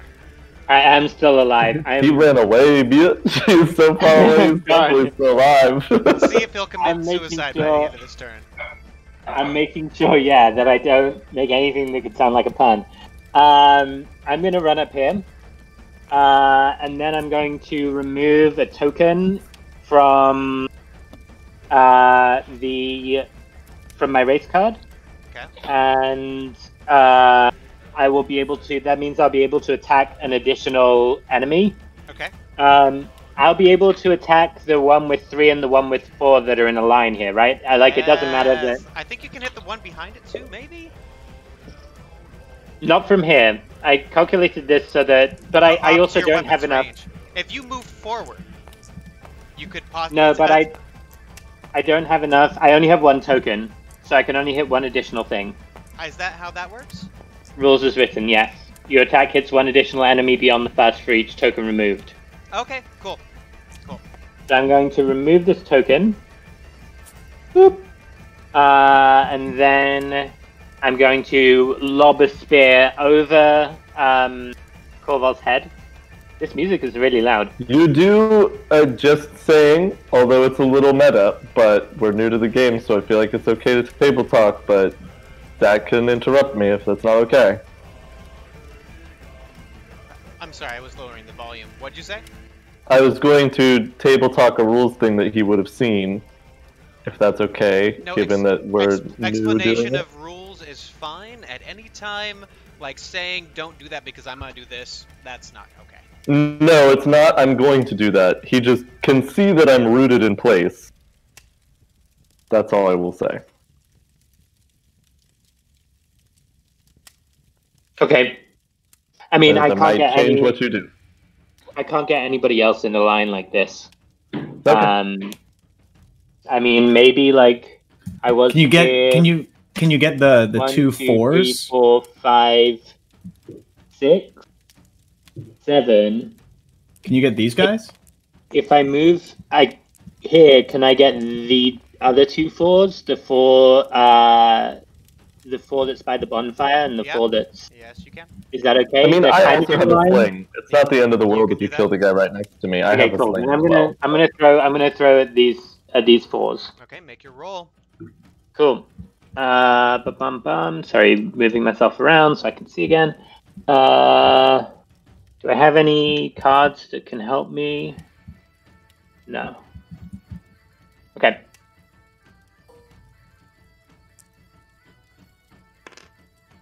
There's going to be 4. 4, and you get any extra so it hit- damage on that? I It do doesn't not matter. get any Yeah. extra damage, So but it your- doesn't matter Your because arrow flies true and Yeah. skewers both of them. They both fall over dead. Awesome. Oh, yeah.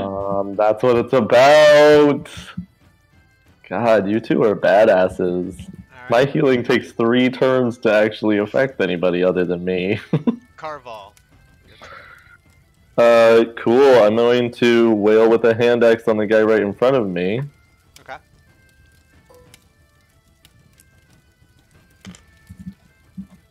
Ah. So he takes 1 damage. Actually, I'm going to make you re-roll that. You're gonna inspire. I'm going to inspire you. All right. How are you inspiring him? I'm gonna say.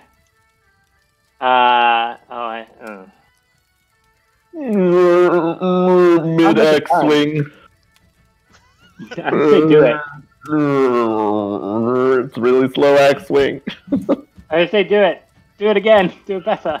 Okay. He had to filter so many puns that went through his head right there. So that was a 4. Lovely. All right. So you, with this boost of confidence from the non-pun that was shouted at you, your mind just felt clear because you didn't have to endure another fucking pun, and you were able to swing true. Keston, Okay. can we stand on the space where our fallen comrade lies? No, you may not. Cool. That might mean they can't move through it either, which means we're a little bit safe. So I heal 1 as a swift action and get my second token, which is not coming out for me for some reason. You just changed the number of your token to 2. Oh, okay, that makes some sense. So it's on 5 right now, but it should be 2. You can just actually hit the number keys on your keyboard when you're moused over the die, and it'll change it. Okay. Wait, stop moving my things for me, please. Whoever's doing that. So while holding the die, hit the 2. No, while just moused over Just it. moused over. Oh, okay, because holding it did not work. But 2. All right. Is that the end There of your we go. turn? Make sure you draw your card if it is. Oh, I didn't draw my card. Yep. Draw your card at the end of your turn. Sorry. The zoom is being a little wonky for me. I just have to make sure this isn't a free ability. No, that's a trait, and then I have the immediate second win thing, so yeah, I'm just gonna draw the card and that's my turn. All right. If that's a free, you can still do it now. It works better if it's an immediate, but it works better if it's in response to an attack. I mean, The, the one you're drawing second right one. now. The one you're drawing right now. You want me to draw it for you? No, please don't. Okay. I want to learn how to do the thing, but for some reason it's like counting my held thing. You got it. Yeah, it just took a second to make my computer recognize that I was not holding the key down.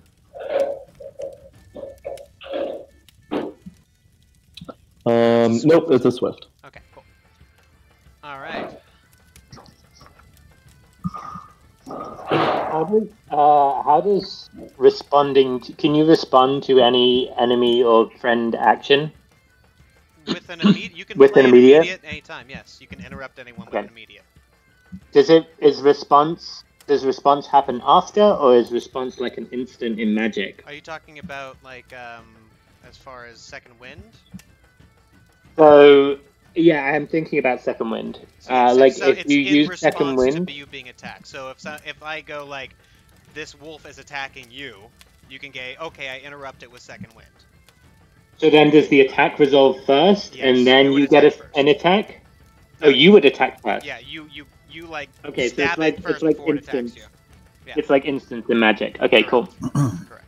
Another question, just because I guess second wind is a big card. It says in response to an enemy attack, does the enemy have to be attacking you, or can it be attacking an ally? Oh, that's a good question. I think it can be an ally if you're in range. Rules as written, it Yeah. can be attacking an ally. Yeah, Okay. rules as written, that would make sense. That works for second wind. That's good to know. Yeah. Cool. Might be able to save our boy. This is what you brought me on for. Okay. Yep.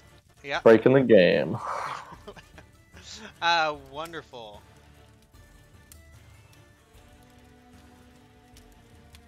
Okay. So, this dwarf is going to move in. No! Kill them! And a energy spear is going to appear in her hand, and she's going to launch it directly at you, Enoch Root, or Enoch Shroot. And I can't see them, so I can't use second wind to mitigate that, to make an attack first. I mean, I think you have to. I mean, you can. If you have a range attack, you could interrupt it. I can't see them through the tent, though. Well, then no, you Like, couldn't. I mean, if we're doing mechanics the in a way tent is that makes small. sense, but...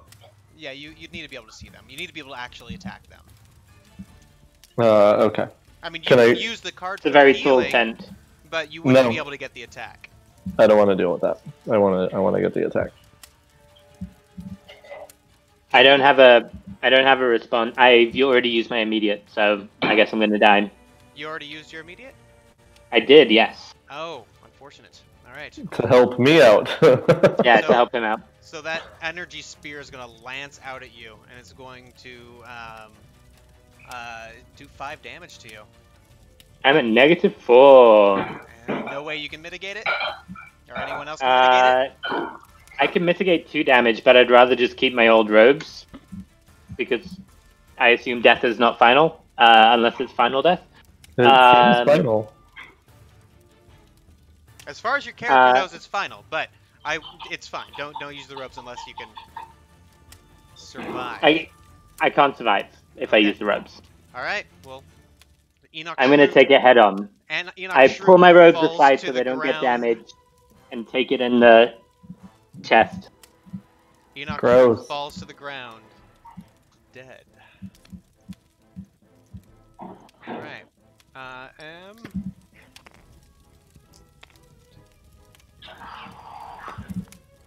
And this wolf is gonna lash out at Dim.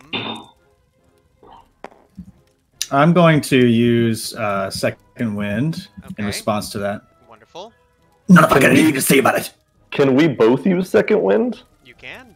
on the same thing? Can you see him? Oh yeah, you can see. You're right next to him. He's right in front of me. Does attacking through an ally's space with a ranged weapon cause No. any sort of cover or anything? But let's resolve Dim's first to make sure he's still alive. Yep. So I just rolled a d6 to recover 3 health. Wonderful. And now, and only now, will I roll a d6 to attack with my dagger. All right.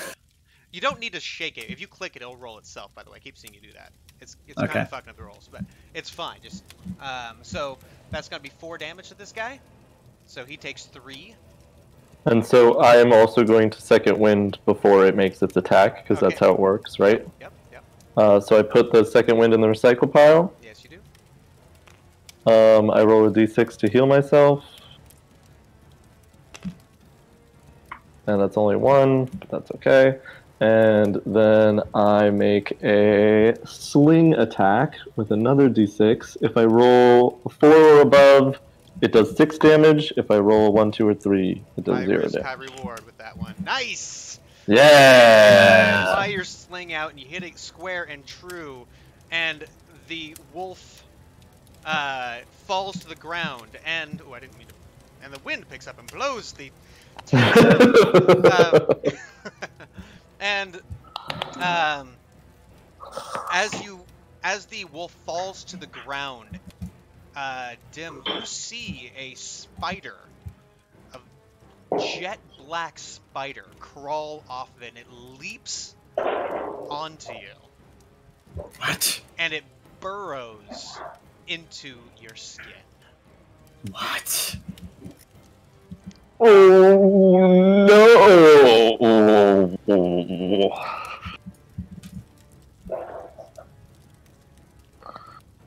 And this one is going to attack you, Mr. Carval. Excellent. It doesn't do any damage to me when it burrows into my skin? It does not. And that's going to be 5 Gross. damage to you, unless you can mitigate it somehow. Well, it's mitigated by 2, so it's 3 damage. Okay, wonderful. And it's going to pull you back. Excellent. I just get dragged around as my roots tear out of the ground every time. You know, they're really flexible roots. Enoch roots. Alright, so...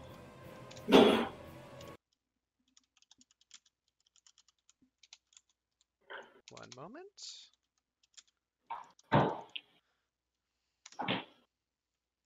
Is that fire noise coming from Tabletop Simulator? Yeah. That's kind of cool. I actually like that aspect of it. Okay, Morden. It's dead. Your eyes open. The pain in your body recedes. And you find yourself standing on the clouds. I'm an angel. It is dark. And while you expected there to be some sort of light or something, there is nothing at all except for rolling clouds and a dark haze. After an eternity, you hear a voice in your mind that whispers to you. You are mine now. I send you back. But I take a piece. Yeah. How large of a piece is up to you. I offer you the Fucking piece of me. I offer you. I will take 1 piece and send you on your way. Or I will take 3 pieces and I will send you back more powerful than you were before. Yeah, take 3 pieces in. Well, pieces of what? You talking about the toes, fingers? What are you talking about? You'll see. The shaft and 2 balls.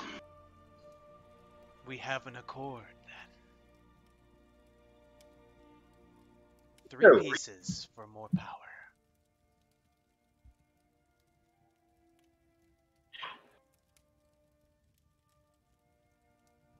Do you agree?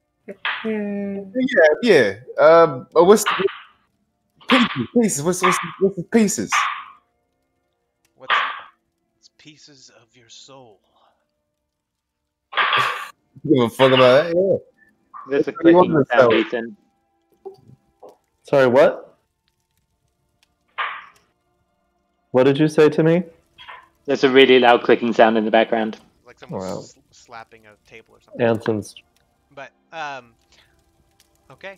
So, Morden, if you have made this deal, you feel slightly different when you return. And your eyes open, and the wolves are around you. But right before you go, you catch a glimpse of your companion, Enoch Schrute, entering the void right as you are pulled back into your body. And it is now your turn. And you have full HP. Incredible. And no soul. How many pieces of a soul do you have? DM, how many pieces of a soul do I think I have? You Depends if you're Voldemort or not. You've never been good at math. Nah. This dice behind me. This is a living die wolf, I'm assuming. I'm sorry? You said there's a single wolf left. Is that what's going on? And this dwarf. I'm the dwarf. And the spider inside of Dim. Oh, that's great. These are all good things. Now, does my one token on my my race card remain, or is that? Yeah, still there. Lovely. And again, how do you turn a dice so that it reveals one to the top? You just right-click on set rotation. Or hover your mouse over it and just press 1 on your keyboard. Oh, I like that. That's nice. That's real nice. And Nino, you can add these 3 cards to your deck now. Shuffle them in. Can I look at them? Yeah. They're pieces of missing soul. Yeah, that's nice. Okay.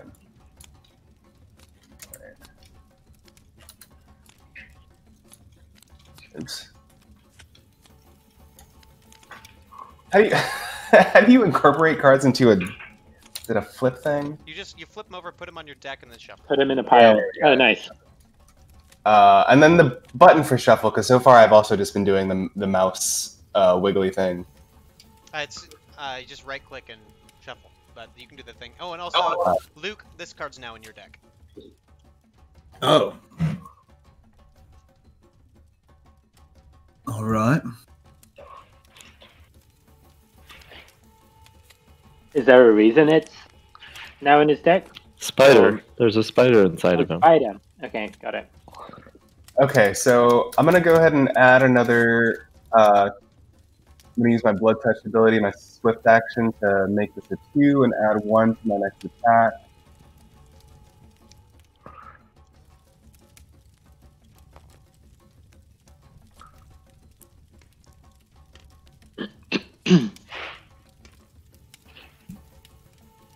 Oh my god. I'll worry about that later. And I will make a hand axe attack at the wolf that's right here, bitter from being killed by them.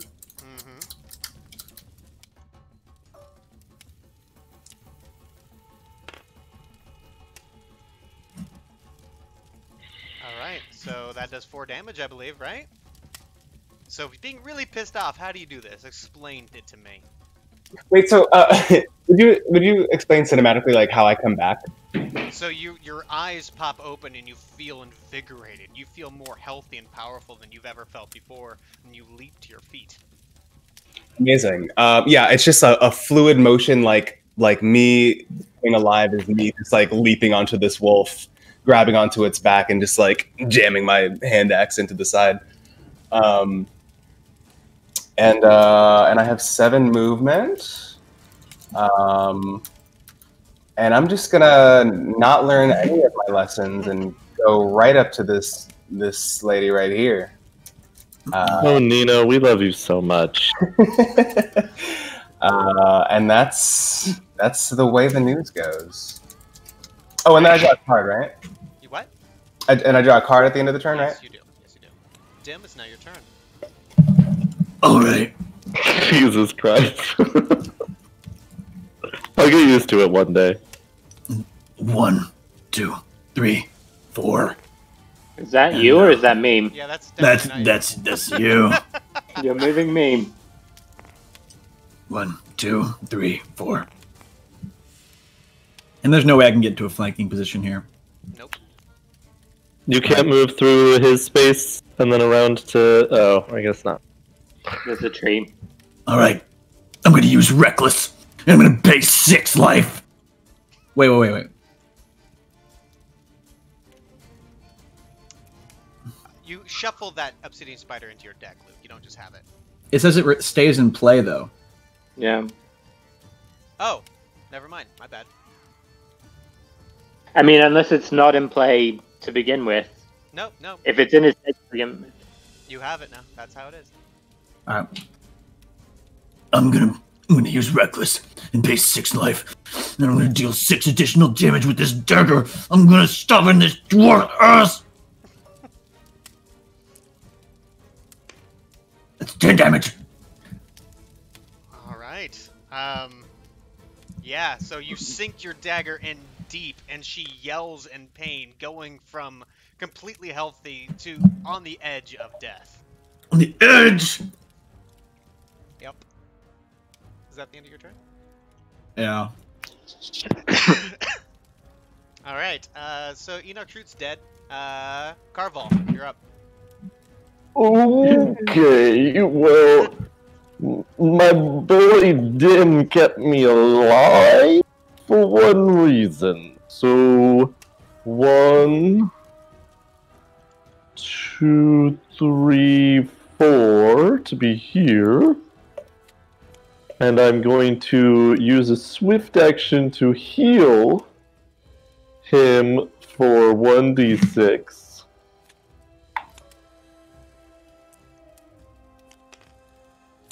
That is 3 hit points to you. Nice.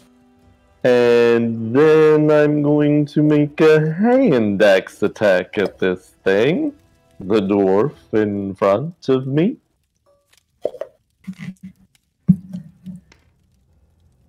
And that is a 4. And how do you want to do this?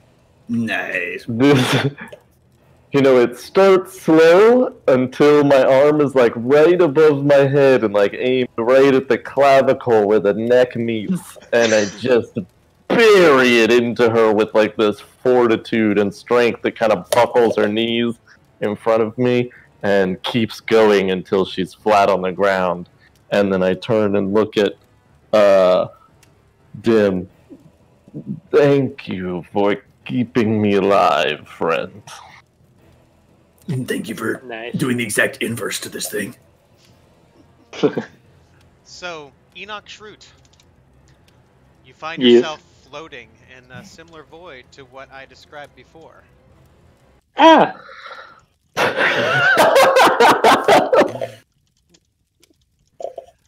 Sorry, I really like that. Makes up for the puns.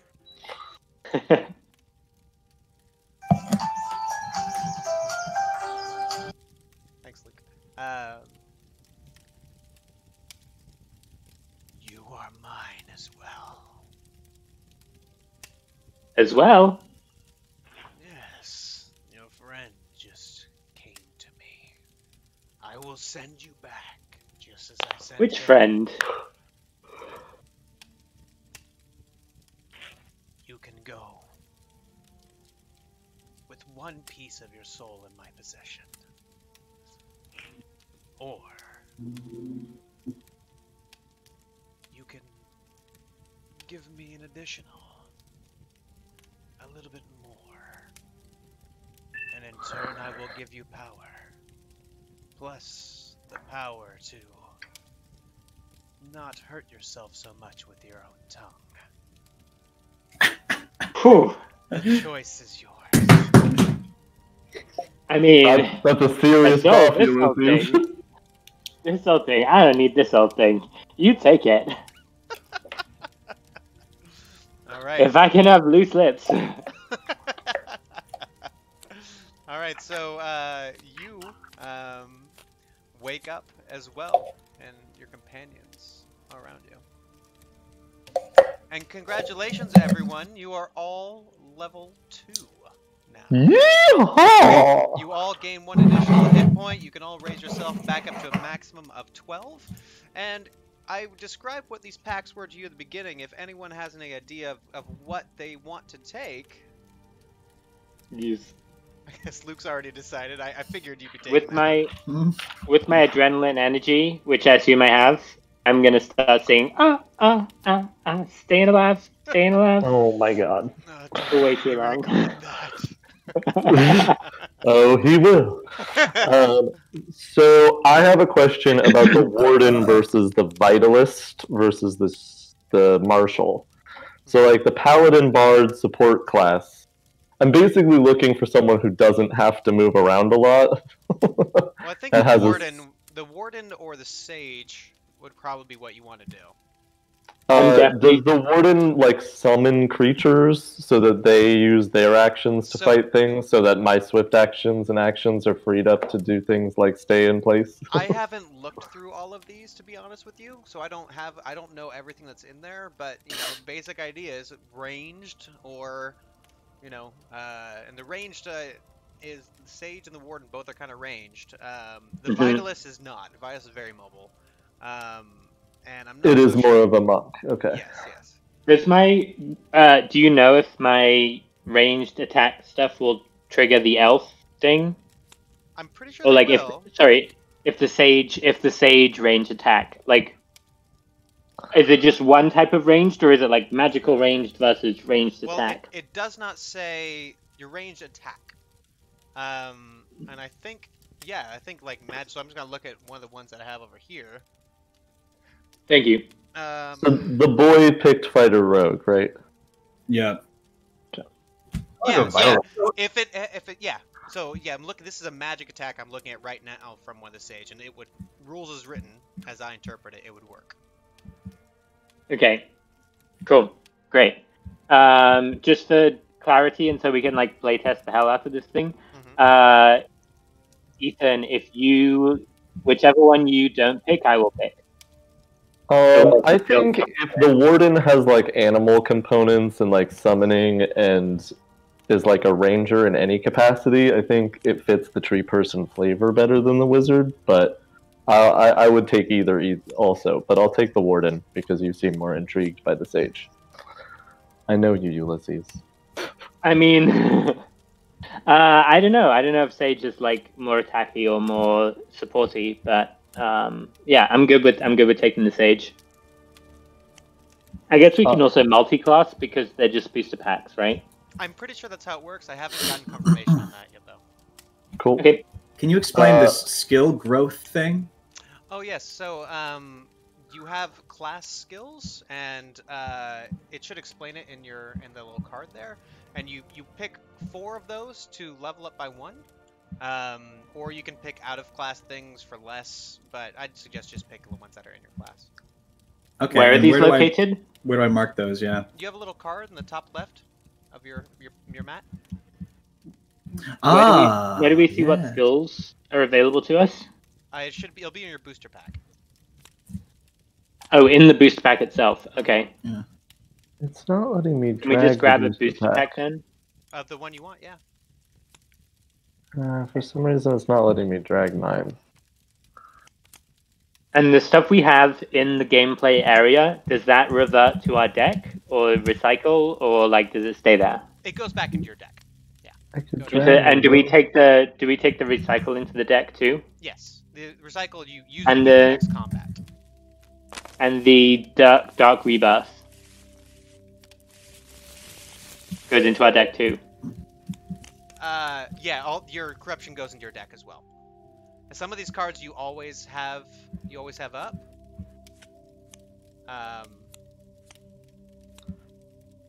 But it would say so specifically. If you have 3 or more corruption, start with this card in play. But I only have 2 corruption. Correct. Okay. All right, Nino, which class did you pick? Vitalist. Can you move the warden cards to my table? I can't drag them.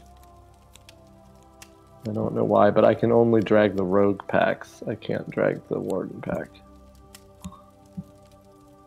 Or any of the other ones. I can only drag the rogue pack. I don't know why that's the way that it is. Yeah, it's been a little weird for me too. Which one are you wanting? The warden. You want the warden? Ethan, oh yeah, this is not... Okay, so there's like... Sage has summon stuff, and it also has magic attack, which is not a ranged attack, I think. Okay. I mean, it's fine. I'm a warden now. It has magical ranged attack, from what I've seen. Oh, okay. Can I put the magic attack comma range? I just didn't know if that's... Yeah, that's a range attack, if it has a range. Okay, alright. Can I increase the number on my deck box? Yes, you may. Yes, you may. But yeah, it has a lot of. I got a lot of summoning cards. If that's your thing, Ethan. No. I'm a warden, so. What's that? I'm a warden. You're a sage. Figure it out. We're committed now. It's the exact opposite of what I thought was going to happen. Yeah, I wanted to be a warden, but okay. Oh, if you want to see it, that's fine. I thought that we had discussed it, but okay. No, just because you wanted to do. I want you guys to be summoning happy. things. If you want to switch it up, that's fine. I do want to switch it up. I didn't realize That's fine. what this was. That's fine. Okay, I'm gonna put these back. Put them back in the booster. I'll give you the word. Cool. I want to redo. That's fine. That's fine. We're still figuring it out. I'm going to be a fucking powerhouse at level 2. Okay, so the warden also is summoning and like nature skill sets. Alright, and so here's one last thing that we are going to do.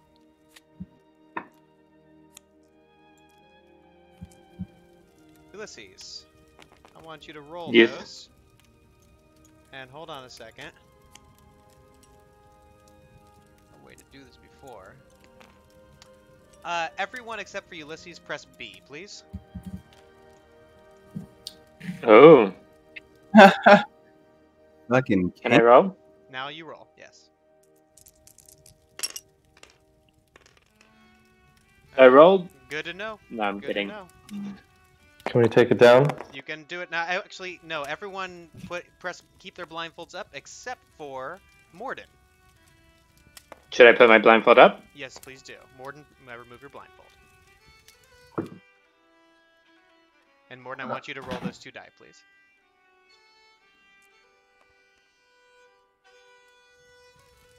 Wait, you need to roll them. You need to actually shake them up. Okay.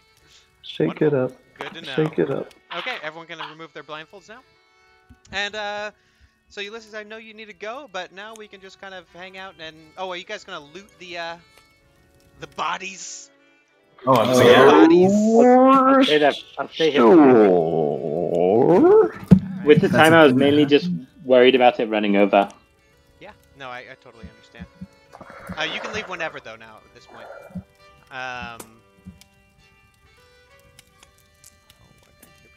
Okay, so when a card says remove damage instead of heal someone, but it is a standard action, so it's obviously not in response to damage someone's taking, it's the same verbiage, right? I'm sorry? What do you mean? Like, I have an ability that says remove 2d6 damage from a target ally instead of healing yourself or healing a target ally, which a different card says in the verbiage. Yeah, Where is this? Nature's Blessing?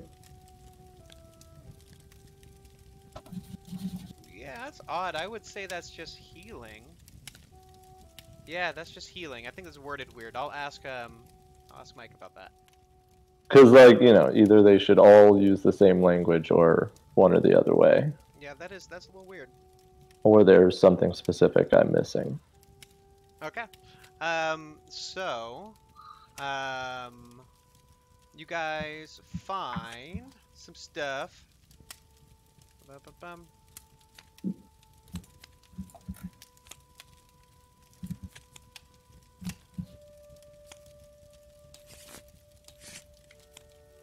Yeah, Ulysses, I have some ranged things, but I'm pretty happy with what I have.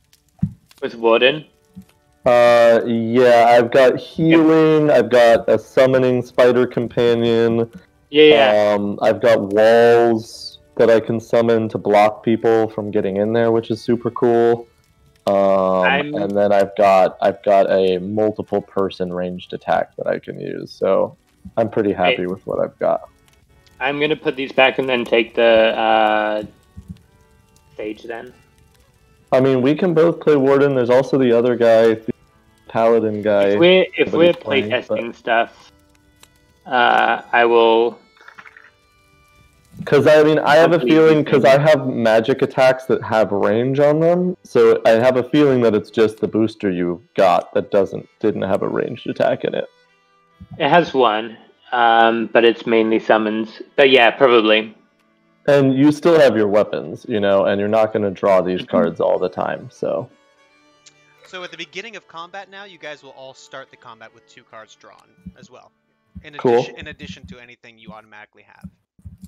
But at the end of every combat, we shuffle the whole deck again, right? That is correct. How do I get rid of these booster pack boxes? Just put them to the side.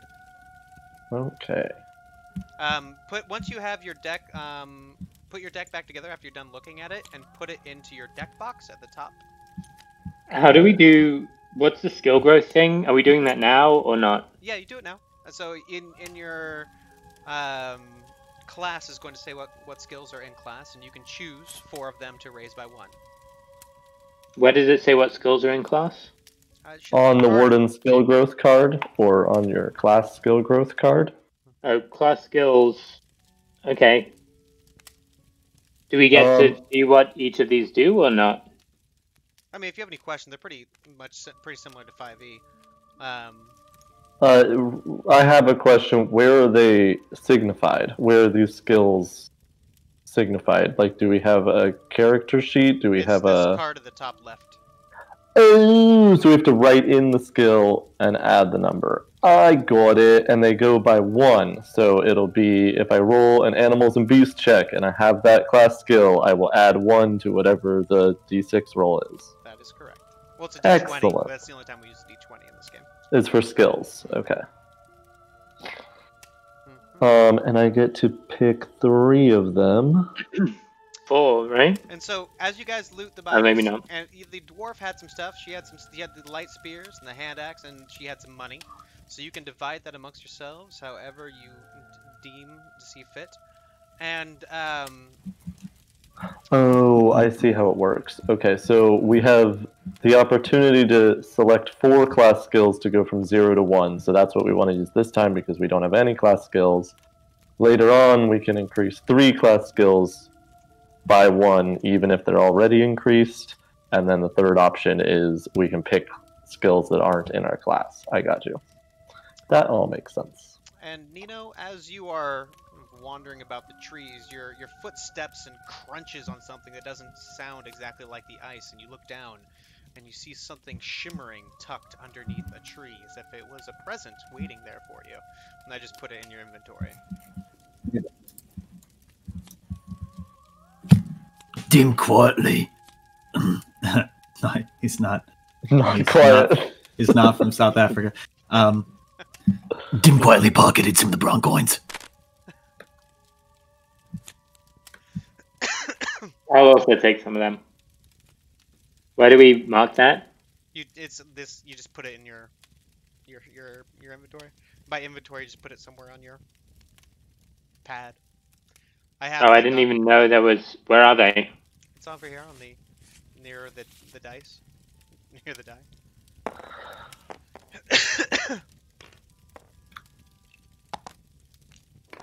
I'm gonna take some bronze coins too. Wait, don't mean to take all of them. There's Dim took 1. There's 2. Oh, okay. Well, I'm gonna swiftly move over. The tree is just facing the fire solemnly. Carval. Dim is destroying the tents.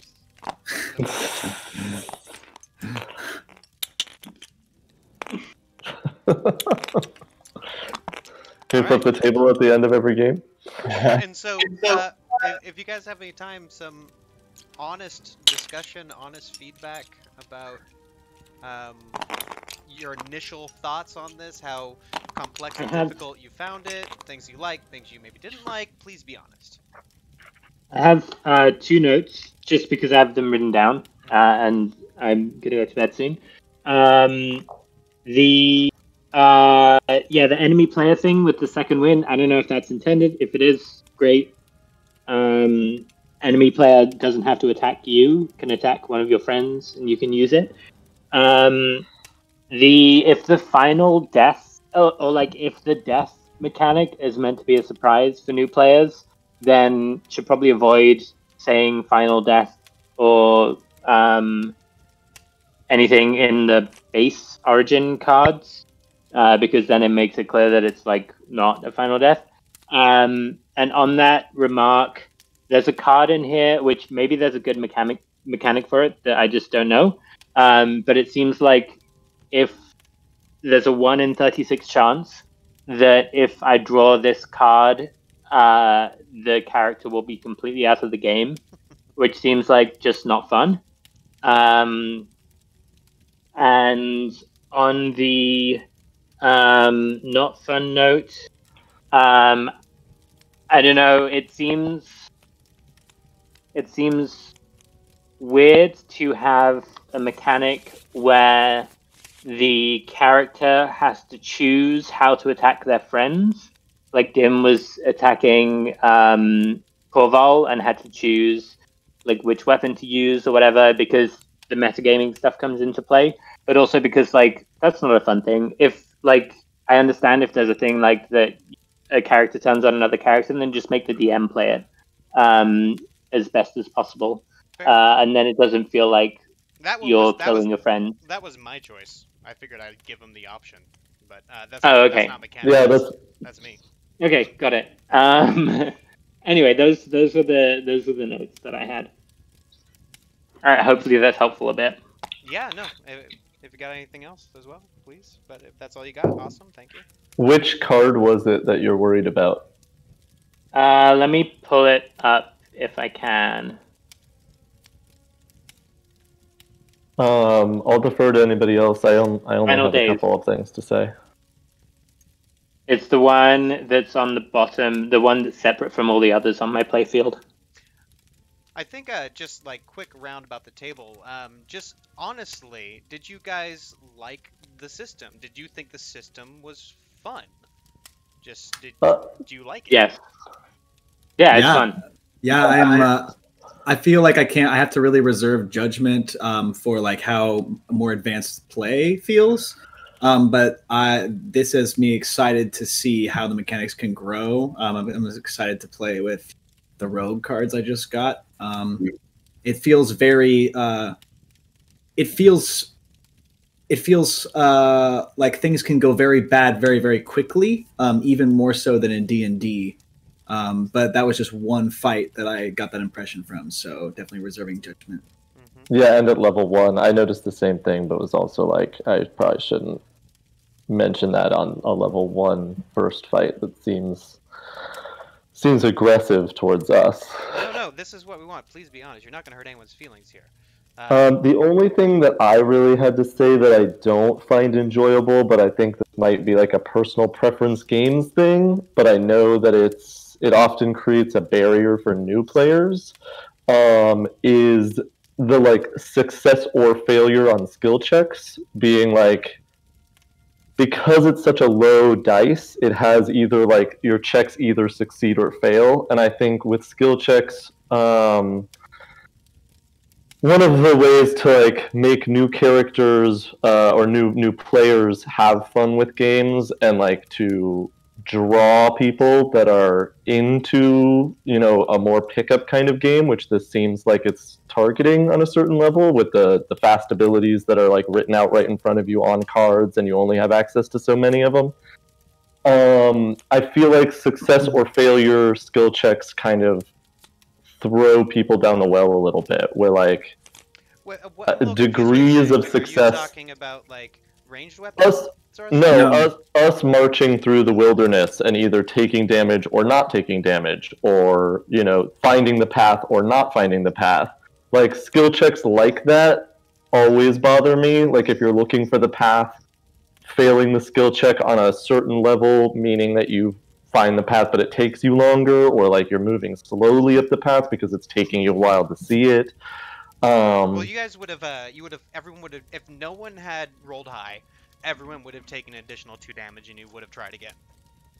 That's how that Sure, but do you understand what I'm saying about success or failure skill checks? Like, I feel like the idea of or a radial concept of skill checks, meaning, certain degrees of failure or success, tends to draw in new players because it rewards them even for bad rolls. There's like a narrative being created where I feel like just failing something doesn't really work for a narrative as well, and also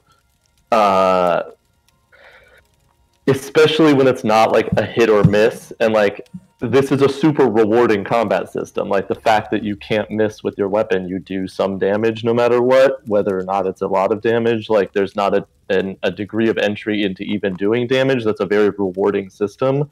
I feel like it's really punishing to have just straight failures on skill checks most of the time. And like, I know it bothers me, and like I'm not a super big fan of it, but like if I were a new player, it kind of shuts you down in a way that I don't think the game wants to do ultimately. What would you have done instead?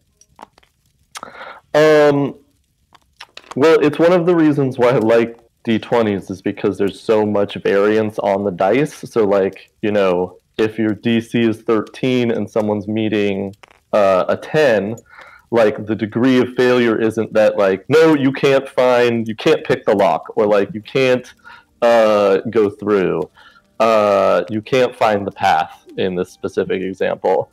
Whereas if this is a high-low on the D6, I think having some sort of attribution or some verbiage in the player's handbook, which I haven't read and don't know, so I don't know that it doesn't include this, but the two inspire those degrees of failure where like, if it's a high roll and it's a 4, maybe the verbiage that it still takes you a little while to get there. If it's a low roll, that it's a 3. I don't know. It's complicated. I just, as a criticism, I think that success failure skill checks are not fun and bar people from entry a lot of the time. I don't have a specific solution because it's just it seems kind of core to the game that the D6 is pretty central. And like, a con saving throw is the same like success failure rate as what you were doing just then. I just immediately can I noticed. offer a moment? Sure. I feel before you do, before you guys like flip the table or completely destroy it, make sure that you're putting your stuff in your box. I'm still not super solid on this. I want to save the game. I'm worried that people throwing stuff around is going to make that more difficult. So just make sure that all of your cards go back into your box, and I still need to figure out how to save this. So don't do anything too chaotic, please. Including the Warden level up card that seems kind of like should that go in the deck? It seems kind of like a weird one to be in the deck. Yeah, you want to put everything into the deck, because you draw it all back out, and then you can arrange it where it is. If it doesn't go, that's how I save it, I believe.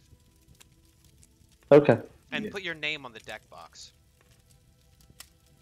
Okay, so I hear you on the success fail. I feel like just like saying, okay, everybody roll a d6. Now everybody roll a d6 again. Now everybody roll a d6 again, and then punishing us for rolling low. I feel like that kind of feels like nobody had a choice in that, and like nobody was able to make like a meaningful decision about how they tackle that problem. And I can see that like, at level 1 we don't have any skills, we don't have any proficiencies or whatever. But like I feel like if they really want to keep it to a d6, then at least being like, you're ascending a mountain, like what skill do you want to try to employ to make this journey a little easier, a la like the 4E skill like the skill things they do. You know what I'm talking about, Zach? I do, but I don't know the name either. Yeah, skill challenge. I just feel like even giving people like the illusion of a choice of having affected the outcome might lessen that feeling of impotency. So actually, Mike is chiming in our Twitch right now. He just is the creator of the game and really awesome individual. We're on Twitch? Yeah, we're streaming on Twitch. I told you that. But he says that they'll update the encounter to use D20 skills. The D6 on endurance and finding the trail is from the old game without a skill system. So, criticism there. Okay. Mike, if you are here, is there, when people level up to level 3, do they have to keep choosing the same class they chose initially, or can they choose a different one? Is multi-classing a thing? We'll see if they respond in chat. So please continue with any feedback. Also, we are able to save our own deck boxes, just FYI. By right-clicking on it, you can hit Save Object and name the deck box your character name deck box or whatever. So I don't know if you have to do that also, Zach, but we can individually save our deck box. Yeah, do that, and then I'll mess around with it. And Mike just got back, and yeah, you're free to multi-class, so you can take this one Warden, next one Sage. Yeah, keep it going. Super pretty cool. I also just want to say, like, yeah, I really like this. This is exactly the, like, role play plus logic-y deck building, like, trying to figure out all these various things that I really like. And I also appreciate the fact that you don't have to go as deep as you might in D&D to kind of min-max it. It's a bit more random, where you can, like, you get the cards that you get, and then you have to, like, play in the moment to see what the best move for your character is. I really like that. That's pretty exciting. Thanks for rewording what I was trying to say, Luke. You put it in much clearer terms. The like reward of making a narrative choice to do something specific is kind of the core of what I was trying to get at, and thank you for putting it that way. Are there any concepts that you guys found to be particularly difficult to grasp? I mean, you are my veteran group. You guys are all old hat at this sort of thing. But even with that, do you have anything that you found perhaps a little bit cumbersome to wrap your head around? I think that it's just not clear for me yet. Like if I am to discard my armor, to get that reactive bonus, do I keep that card, or is that just like I shed it and then I have to go buy some new armor at some point? I mean, as far as I know, it goes back into your deck. So it would enter your recycle. Okay. The corruption angle also, I guess I'm just excited to see more of that. There are a few things. I'm new to the system as well, but it seems to me like there's some things that are a little gamey, that just kind of, you do have to like kind of suspend disbelief a little bit, like the shedding of armor and getting it right back. But that's just it goes to the balance of the game to keep it simple. I think if I want to play something that's not gamey, I'm gonna play D&D. If I want to play, but like this, I can see like how fun it could be just to sit down and be like, hey, let's all like make level 3 characters right now, and just like you take this you take this booster, you take this booster, and let's just like do a little combat scenario or whatever. Yeah, definitely. I also think that like in a higher magic world than we play in D&D most of the time,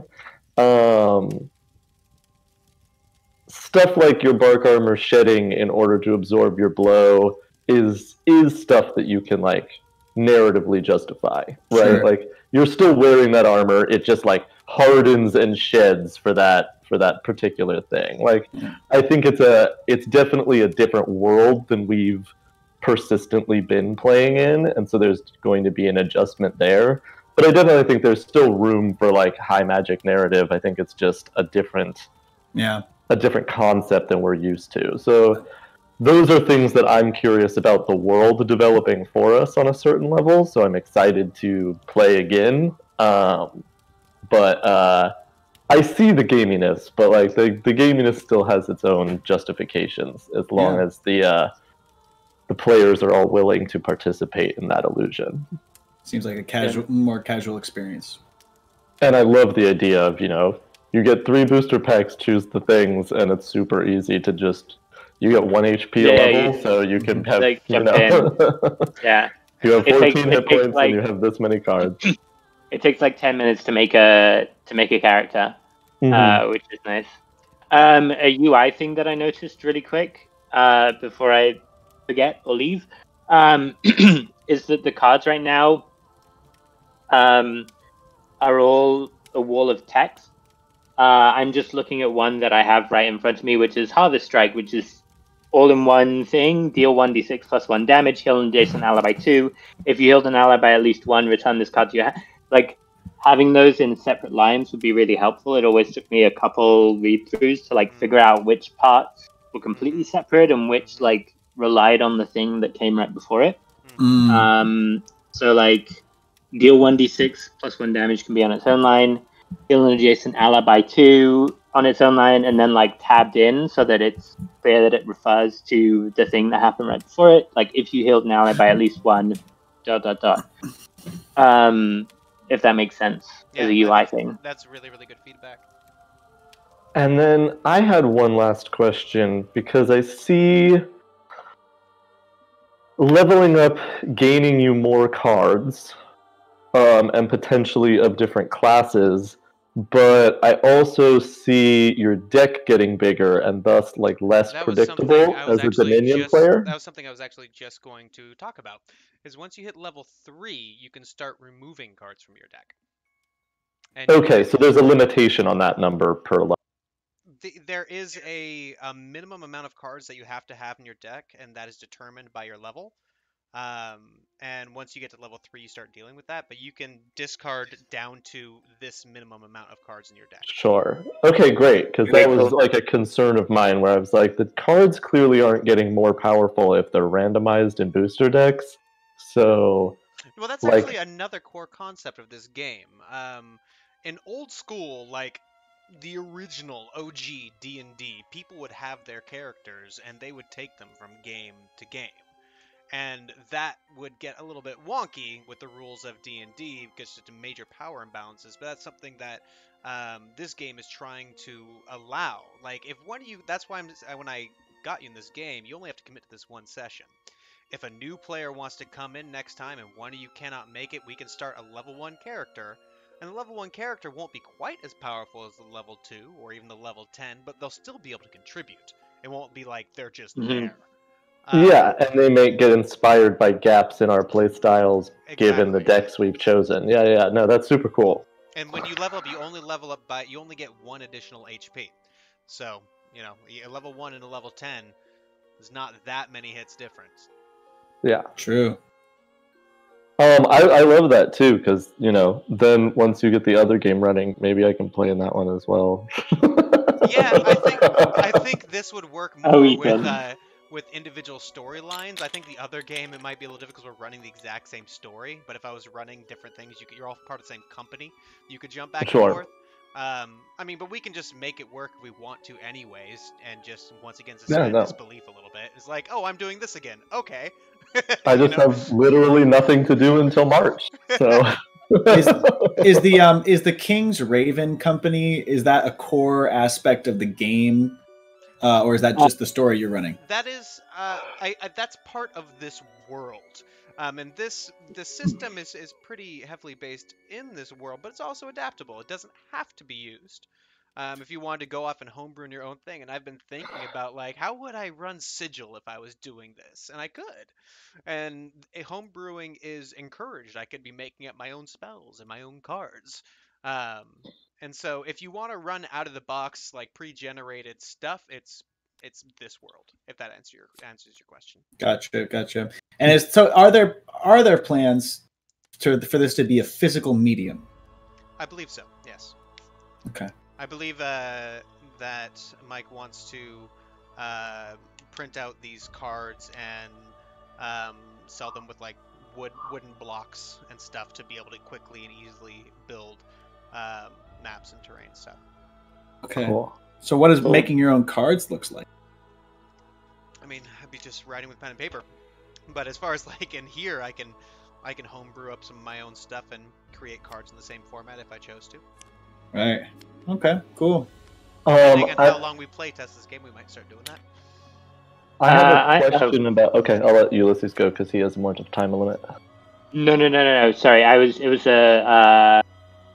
was a confusion about the... Doesn't matter.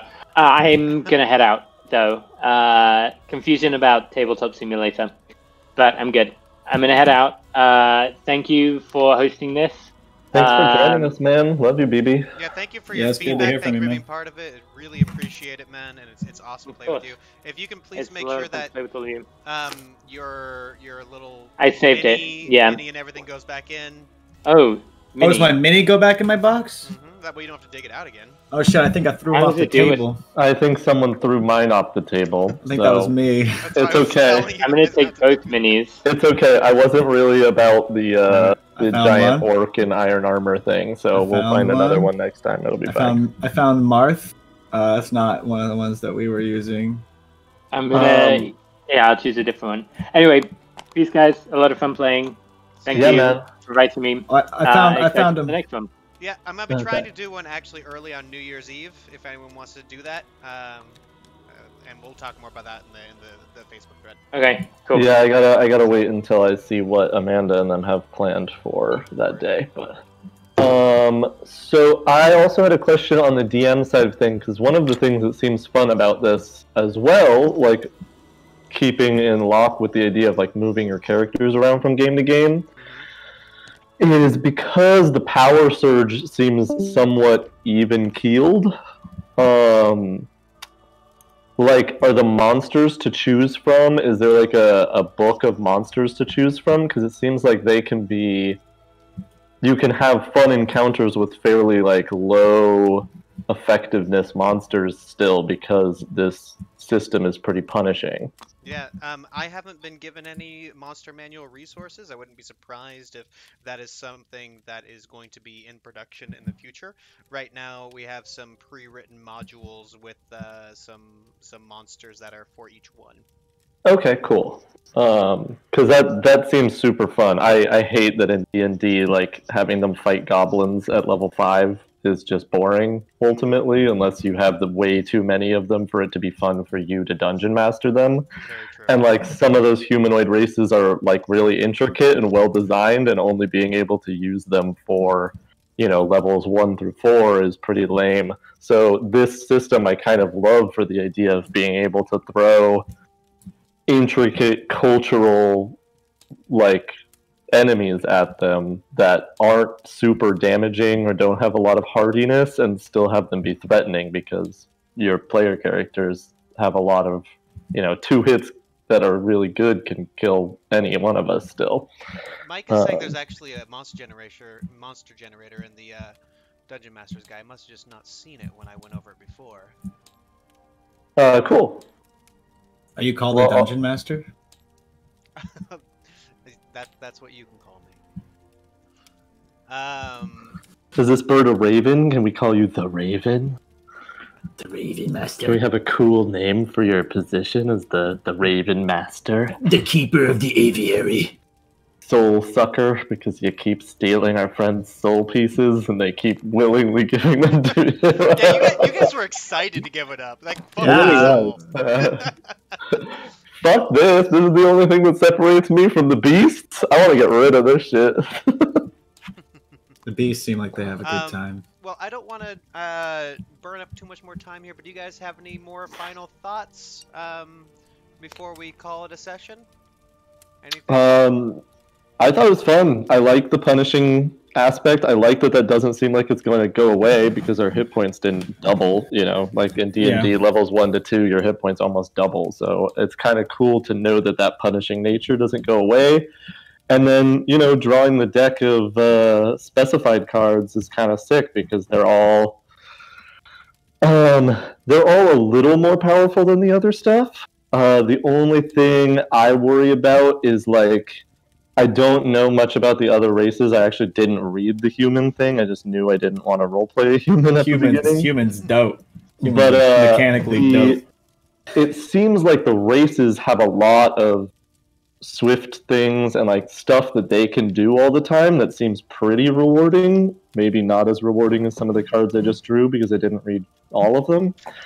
And it seems like the action economy is going to be kind of bunched up, and you'll end up with a bunch of cards by the end of combats that last a while. But it also doesn't seem like combat's going to last very long, because the hit points don't go up by much, and Well, it's also people are going to die a lot. If you notice with the race, there's little like you gain a token, and you like combat in this game is supposed to last like 3 or 4 rounds maximum, because you get more powerful as you go on.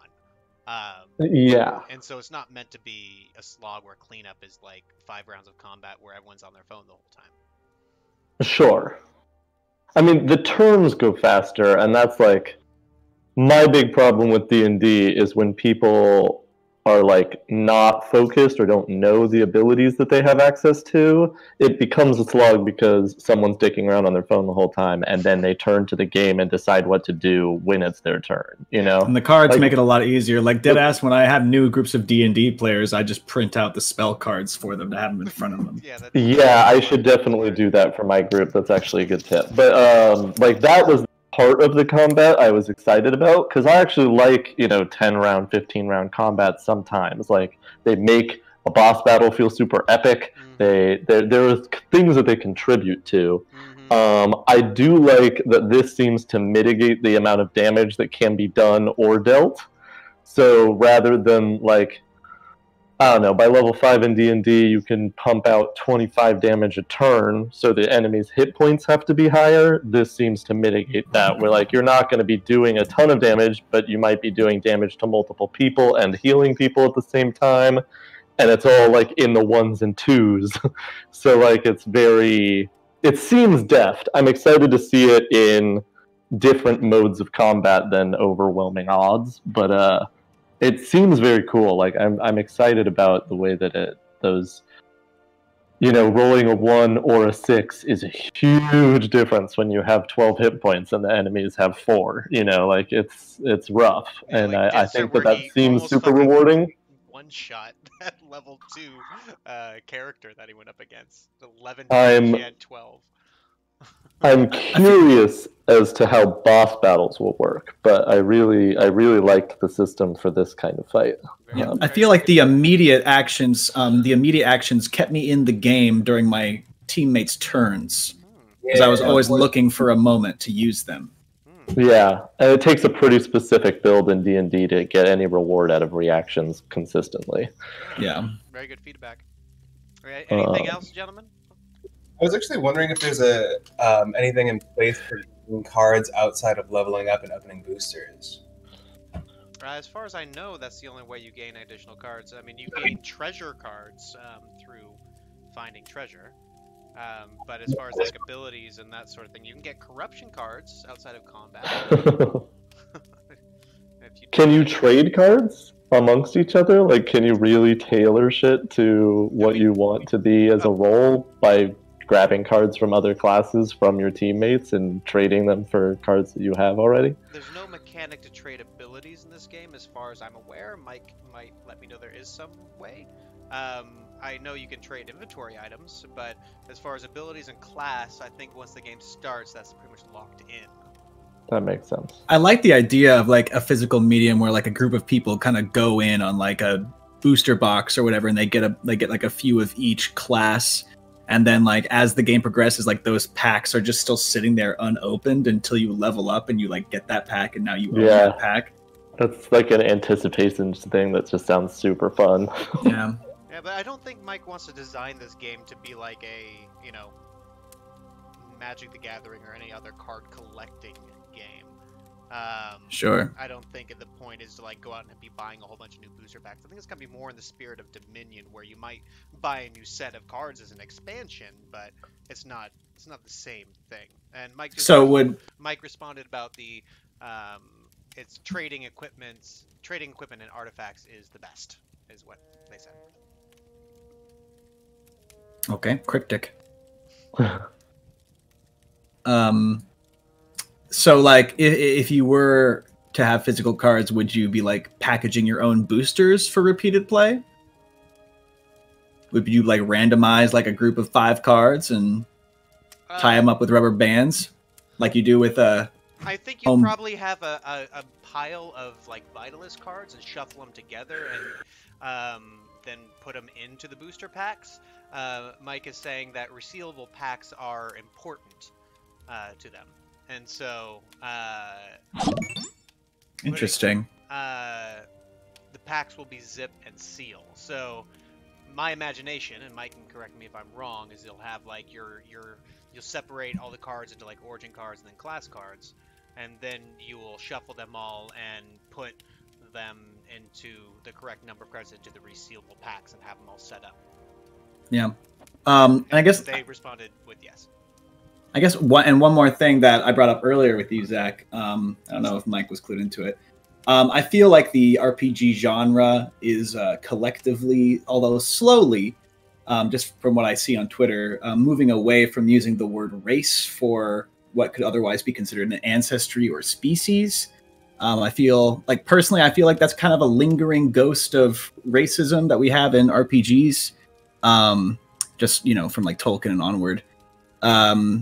And so that's just like that's a personal thing for me, and that's a trend I see, and I think that's something that people would enjoy. So instead of having race cards, you think they'd be better if they were to be named ancestry cards or species cards?